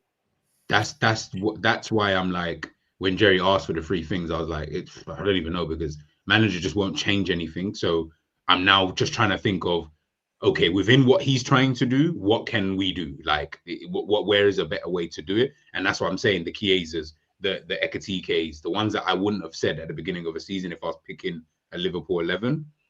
I'm gonna have to see them play. Like Kirkez, I'm even saying I'd rather even just see Robbo instead. And I know Robbo's not as good as he was, but I'm getting tired of watching Kirkez. Like, you are just some, like, all that twerking that you did in the summer, you're still excited now, even though you've got the lap dance. You've already had it, but you're still excited. I'm like, brother, like, at what point are you gonna just calm down? The thing is, he didn't even get the lap dance. He just got allowed into the venue, bro. He's there just watching, man. He's watching, man, getting a nose. Yeah, like a pervert, man. Now, Neto showed him still, because Neto's a slight guy, bro, but Neto's trying to bully him, bro. I swear, bro. It was mad. When he bottled that 50-50 against Neto, I'm like, Neto's the smallest. Bro, what happens if you come up against Semenyo or Vinicius? What happened when he got Semenyo? What do you mean? What happened when he had Semenyo, Jerry? What happened? That was Carnival Kirkez born that day, blood. What do you mean, bro? Yeah, man. Saw it, bro. Like, this guy, bro, he just looks lost, confused. He's all like, do you know what I mean? Just staring into that, bruv. Like, yeah, this guy's crap, man. He's honestly, he's crap, bro. Sorry, no, he just crap. Like, that's what I've got to say. He just crap. Like, anyone, bro, I'd look at him and be like, yeah, he's the trigger. Like, but anytime the ball gets to him, press. He's gonna boot it. He's gonna do something mad. Like, he looks around and he's just like flustered he's giving me Nunes vibes. You know, man, just happy to be there. Celebrating on the bench and like getting all excited. Bro, no one's rating you like that. Just calm it. I'm with you, man. Liverpool fans, stand on your business, bro. Because you try to, you know what I mean? Man, try to send for me, bro, about jerkers and that, blood. Same with where's all the Bradley enthusiasts now? Oh bro? my God, bro. Bradley. All the enthusiasts have died, bro. Where's all the McAllister enthusiasts, bro? No, bro. The world-class McAllister, you know. Listen, I don't even talk about him anymore because it's even just pointless now. You see with Bradley, though. Oh, bro, Matt 10 with no bullets, bro, no magazine, no clip, bro. Just do you remember when we were I think we were going to the West Ham game and our discussion was, we can't believe, man, after the game, like, I can't believe, man, are saying they want Bradley in for Trent. But this is what people said. Get rid of Trent, sack him off for the rest of the season because they don't want to sign him. Bradley. But bear in mind, this was at December times, and play Bradley. Yeah. Play Bradley. Like, I promise you, man, now, Bradley is one of them brothers, that are like... Donovan... Yeah. Like, I look at him and just think, you're going to have good games like he had, because I'm not going to deny that. He had good games. But you see them good games, that is just pure enthusiasm. Let's be honest, man. I like Bradley, but man's living off that Mbappe tackle, bro. He's living off the Mbappe tackle and the game against Chelsea. Those are the 2 games. What do we rate about Bradley? Is it the fact that he just gives effort? Is that the ratings I'm talking about? Yes, Jerry. It is the fact that he's enthusiastic. If he was black and had that enthusiasm, but man wouldn't rate him like that still. But you know what we'd call him? We'd call him Konate. I'm not even going to take the piss, bro. No, because if he's black, he gets called a donkey. We all know that how that works, bro. That's enthusiasm and athleticism. Oh, he's big and he's black. That's what. No, bro. That's Bradley is like. I promise you, like the way people talk about Bradley, I'm like, I like him. Claim as a right back, and that's it, bro. Because I look at people like Williams, who I didn't want to leave Liverpool, and I'm like, how there ain't no way that I saw Liverpool fans hating Nico Williams and now he's at Nottingham, cold. He's cold, bro. And you know, it made no sense to me, blood. No, made no sense to me. It's fine. Honestly, man, like, some of the things that I see with some, like, Even the Mac 10 thing, yeah, people are trying to say, yeah, but it's because he's unfit this season. Brother, he was never that good anyway. Like, what the hell did you man see to even make you think that McAllister was on his level? You know, when we sat there and we were like, all right, with McAllister, what is he like? What? And I was saying this, brother, when I was arguing with Ish in the chat, and I was like, he was like, nah, he's incredible. And I'm like, at what? What At is what? he? No, Jerry, please, you man, do your research, man. Go and watch all the other content creators talk about Mac. And when you ask what's he good at, listen to they give the same generic match of the day Danny Murphy type. Scott is there. No, you know Danny Murphy wants it. It's got tenacity and that. What? He's got tenacity. He's got tenacity. He can find the pass. Like fucking midfielder. What do you mean he can find the pass? And the find the pass is always 5 yards, and every 10 games he does a through ball, bro. Yeah, every 10 games he will do like this amazing pass, like this random, like I'm like, oh, I'm not gonna forget, bro. I watched McAllister asking for the ball off Jones yesterday, bro. And when I mean he stood still, I mean he stood in the same. He stood still, bro. And Curtis is like, brother, it's moving. What do you want the ball for? Big up Hakeem. Because you know that I've been a Mac 10 hater. And the reason I've been a hater is because I watched McAllister at Brighton and I said, this McAllister is sick. I then watched him come to Liverpool. The first year excuse was Klopp is playing him in DM. Okay, no worries. The second season excuse was obviously Gravenberch was just better. Gravenberch had obviously had this amazing season, yada, yada, yada. This season excuses, he's not fit enough. Brother, if you've had to come up with this amount of excuses for a player, I promise you right now, they're just not that guy. On his day, he's our best midfielder. Okay. That's the new on his day. Okay. He's our best midfielder. On his day, Chiesa is our best forward. Yeah. You see what I'm saying? Okay. Like, if that's what everybody thinks with McAllister. I'm not trying to have on his day players, brother. Listen, I want Brighton Mac or no Mac, blood. Yeah, real talk. We're saying Brighton Mac, yeah, and I remember saying this I remember ages ago when we got him, and I was saying to G, and I was like, you know what? I think I rate Pascal Gross a bit more. Oh, that's you always rate Pascal Gross. I remember telling him, and I was like, Pascal Gross seems like the one that's running everything to me. And then McAllister went, and Brighton was still doing well, and I was like, oh, so I was right. But Jerry, what's even mad about that is I just want that McAllister though. Like I said, even if they started to make him the main guy, bro, and then when they did, then he was on everything and all of that. Yeah, even little things, and it was free kicks, penalty. Like, what? How come Matt don't take no free kicks for Liverpool, bro? Has he taken one? I don't think so. He just moves away from it. Salah stands over. He has taken. I feel like I've seen him take a free kick for Liverpool. Maybe in Europa League under Klopp, I think. Yeah, maybe. Yeah. Shit, I forgot we spent a season in Europa League, innit? Yeah, man. Yeah. No, I don't dislike him at all, man. But see, Scraps saying the same thing. Scraps remembers, bro. I brought up a list of midfielders who play better, and everyone. Oh yeah, I'm like, no, bro. Stop taking the popular names and that. I'm telling you, bro.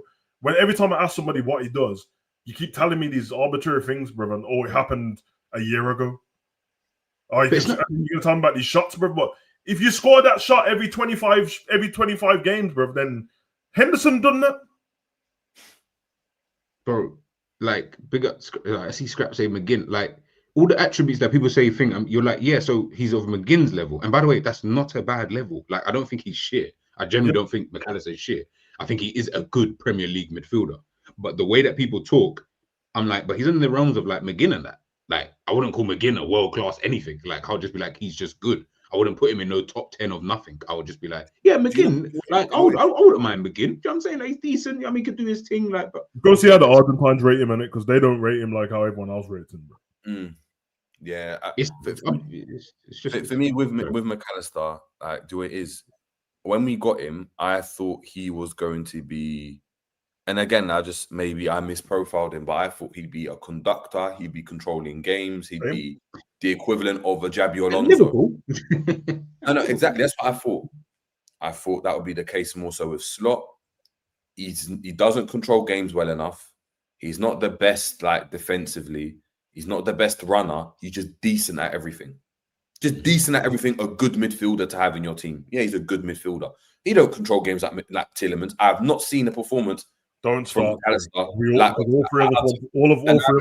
telling G when the options were there and we could have got him on a free. I was saying to G, Tielemans, bro, Same. Tielemans. I have scraps in the chat. No. Man said he couldn't run.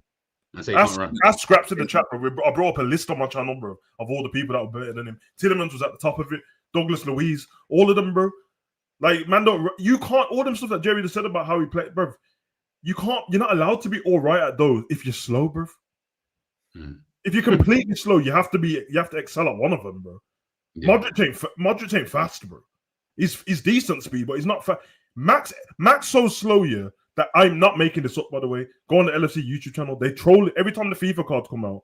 They troll him about his speed, not because it's too slow, it's too fast, and it's slow. The last one, I just watched them bring out the cards, and Virgil laughed at him and he said, "That's too fast." And the speed is about 67. 67. That's my listen, for context, yeah, when the Twitch things come out, I've got my pro in it on my clubs on FIFA. Oh, and I had 67 pace, bro. It was a nightmare, bro. Yeah, Jay was dying. Jay was anyone. I have to say this, bro. Jerry's hilarious, yeah. Because he's doing all the right things, isn't it? But he's not realizing that because your player's new, he just can't be that good yet. So he's trying to do all this like Pirlo type stuff with a slow player. And one geezer dusted him. He tried to run up and he ran into the back of the guy, bounced off. Jerry's like, I can't catch.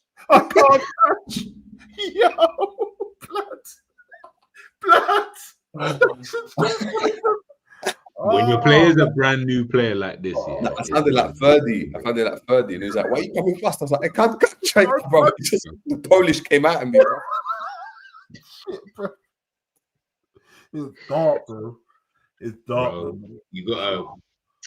You gotta kind of baby step your way through this, but even just in regards to that, like even if you're slow, right? And I've seen many a slow midfielder, right, in terms of just pace, right?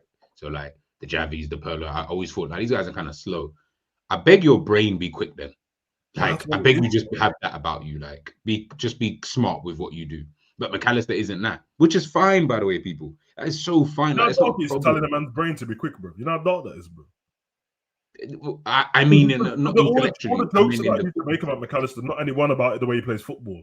But he's got McAllister got the tism face on it. You know how Messi's got the tism and that, where they're like NPC. Like Messi looks confused, and if you roll the ball to Messi, or not when he's playing football, that's Kirk's face. Yeah, they've all got the tism face. Where it's like you definitely got NPC faces.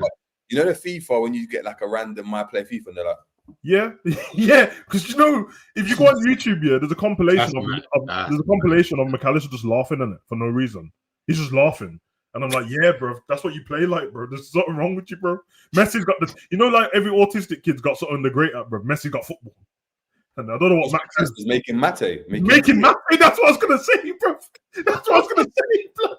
That can't be your specialty at my football club, bro. Get out, bro. Get out. But your specialty is making mate. You know what's crazy? I actually got offered that the other day. There's a Colombian. Don't drink that, blood. It's nasty. There's a cafe next to my house, and as I was walking past, I know one of the guys who works in there, but I didn't know he worked at this specific place, and he was like, "Oh, like yo, gee, blah, blah, blah." He's like, "Oh, do you want to try some mate?" But obviously, I was like, "Nah," but I've heard that's what the South Americans drink, but I was like, "Nah, not right now. Like maybe another time." And I just kind of that shit tastes like AstroTurf and spices, blood. Don't drink it, blood. Yeah, it's just good. It's not for taste, bro. It's not for taste. It's not for taste. It tastes like somebody, when you have a proper cup of tea, it tastes like someone burst a tea bag open. So just drink that. Oh, and the actual as well, bro. I don't want that's why you got to tip it in that. That's what I'm saying. You don't have to do it. You're just swallowing AstroTurf. That I've done that by accident with my tea bag and accidentally and have to straw, and you got to angle it and be like a couple of times you get and you're like, you have me spit in the. No, see, I don't want to. I'm not doing that while I'm drinking. You know. The reason why I know it because when I wanted to buy I just want the cup in it. I just think the cup looks cold, bro. That's all I like, bro. Yeah, the cup looks cold. The cup that they got is cold. Because I always see when I used to see Suarez. For me, look, he looks right now like he's going through something. I don't know, maybe a transition. Maybe he wants to be someone else. Like he's growing the quiff, but he's getting he's getting the Pink from 2006, bro. You know. Yeah. He's getting that trim. All I You know say is we'll change your bro, whole setup, like. one thing's for sure. I told you this last week, bro, and it's not a joke, bro. I watched Union Saint-Gilloise in 2 games, bro. Why does Kevin McAllister look better than Mac, bro? Is his brother? Bro, I'm not, bro. His bro, there's no way. I couldn't believe it. Me and my son's like, nah, there's no way, bro. Like Kevin McAllister moving crazy still. It's dark, bro. Union Saint-Gilloise. No. Union Saint-Gilloise. Yeah, Saint-Gilloise. All right, peeps. Let's head out. Big up to the man them every single time, man. Come on, mate. Savage and Jerry. That's good conversation. Funny. Monday mornings, man, or Monday now afternoon. Ends is live at 12:30, I believe. I don't know if he's still gonna go live. I might head on over there in about 20 odd minutes. It will be redirected to Dean's time zone. They are live, so make sure you guys obviously go and check that out. Quick question: when is GTA coming out, by the way? May 2026. May 2026. Fucking hell, man. So basically the end of the season. Yeah, which I'm not getting gassed about it because I'll be sure that it'll get to May and they'll tell us it's going to come out at Christmas, bro. So come on, Christmas. It's a bit long though, isn't it? Like, I thought it was coming out. I don't know why I thought March or something. I was like, okay, that's calm, but then May. I only know that because when they dropped the trailer in May, and then that's when they told us, oh, it's going to be delayed by a year. So I just assumed 2026 May. 2026. All right. Well, yeah, no, because I want to. Is it like nowadays? I've been getting really into. I've had a new lease of life, so now I'm just really into games now, like proper. Like I'm getting back into games, should I say? So playing a lot of retro stuff. But nostalgia make you feel good at it, bro. Yeah, bro. I know. Sometimes just man. Just games is just a way for me to think, like just to kind of. Yeah, I was watching a Nintendo documentary yesterday, bro. I was just getting gassed watching the documentary, but I'm like, yeah. No, we need to. Well, obviously, I know these guys obviously play FIFA. I'm not a FIFA guy at all, but I'd love to see what these guys. I've sat in the back office with these guys before when they're playing FIFA, and I've heard the conversations that kind of go on. Like it's a real dark place. It's a real dark place. Like, don't come if you're shit is really the kind of mantra. Is what I'll say for anybody there. Jerry came in just bullying our striker blood. They just came in costing the striker blood. See? The first thing he did the first game and that entered the shot is like, so you're Nunes. I'm like, fucking hell, bro. Man said, so you're Nunes. But the reason why that happened, right? Like, let me just paint the picture for you guys. So you're coming, you're new to a club. You're there, like you done in the environment. Bear in mind, but I ain't played the game. You know, like that. I ain't played the game ages since I played. You're coming in and that. So obviously I'm putting my kit on. Do you know what I mean? Socks go on. Do you know what I mean? I'm putting on the shin pads. And I hear, man, bruv, man, yeah, bruv, if he's shit, bruv, just get him to get in the fuck off the game. And I'm like, hold on. And then the gaffer's like, hold on. My man's in the lobby, bruv. He's listening in. And I'm just quiet, bruv. I'm just having to phone him. Nah, that's dark though. Man, the thing is, he's not cussing you, but he is saying that. Man said, if he's shit, bro, no, we have to get him out, bro. He's fucking shit. Tell him to bounce, bro. Bro, I'm there in the lobby, bro. I'm putting on my shin pads. I'm in the change room with the man them. The man them look at you and say, that's the basis on where it started. So obviously on the pitch now, I'm expecting you to do your thing then, innit? I've done my thing. I'm releasing you a pass, and my man's, but I tried to get it on my left foot. Yeah, right. Just finish the.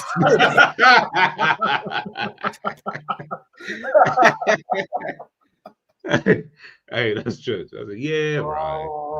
Yeah, right. Hey, don't you man don't want HMRC coming up here, boy. I'd say that for free. In fact, no, I think we'd be all right. You know, I feel like if my man was, there wouldn't be many things he'd be able to really. I told man to do that on YouTube time ago, bro. I said that before he started this. I said do it on YouTube, man. Man, weren't listening and that, bro. But yeah, but Nick should be doing that, bro. But Nick only cares about the big creators and that. You know what I mean? Yeah, Nick. No, really, yeah, Nick. You should. Yeah, you're already you're doing it now. Yeah. Run the rhythm. G, you doing any more? Yeah, 100%. I said this week because I know Savage wanted to jump in when I did the top 10 Pokemon my thing. So yeah, I got bare of these little, like I said, I've had a new lease of life. So I've now got the ideas are here, and there's a few things that I want to kind of get done on the other channel. So yeah, I've got Dragon Ball Z ones. I've started, like, I've saved them on my phone. I've got the Marvel one I wanted to do, DC I wanted to do. Yeah, just anything, really, anything. You guys even give me any suggestions if there's any like kind of franchise or whatever. I've got Harry Potter one that I still need to do. Like, there's bear. So this week I'm gonna get some done as well. Yeah, Probably Cav tried to run start. his mouth about Harry Potter to me, bro. I told him I'll smoke him in a jewel blood and didn't want to hear it. That's how I'm smoking with a jewel. Now, because my guy on Harry Potter, That sounded like some any 1860 my guy on Harry Potter, bro, his dark arts level, bro. Like, Cav don't know the spells off by heart. Hit me, Accio, brother. Then Avada Kedavra, it's over, blood. Oh, he doesn't know. Like, oh, okay. I thought Cav. I say Wingardium Leviosa and that, and you're just like, Avada Kedavra, just yeah, man. Because I've got the, you know what it is? Because I've got the disarming spell on lock, bro. Just defend. Accio! Avada Kedavra, it's done. You can't beat me, bro. The one goes flying all of a sudden, yes. Yeah, bro. So man, them just stop running their mouth to me, bro, before I turn you into a spider, blood. You don't want them. You should have got that game, though, G. You'd like that game. Harry Potter game's cold, bro. What? Oh, it's cold, bro, and it's probably cheap now because it's been out a year and a half or something, bro. Apparently, they're making a new one. They're making the second one. Yeah, as long as they don't start doing the fugazi thing, bro, Carl. You know what I'm saying? No, that's true. All right, peeps. Catch you guys soon. I might catch you over on Ender's stream, but if not, enjoy the rest of your day. And yeah, man, we'll chop up soon, man.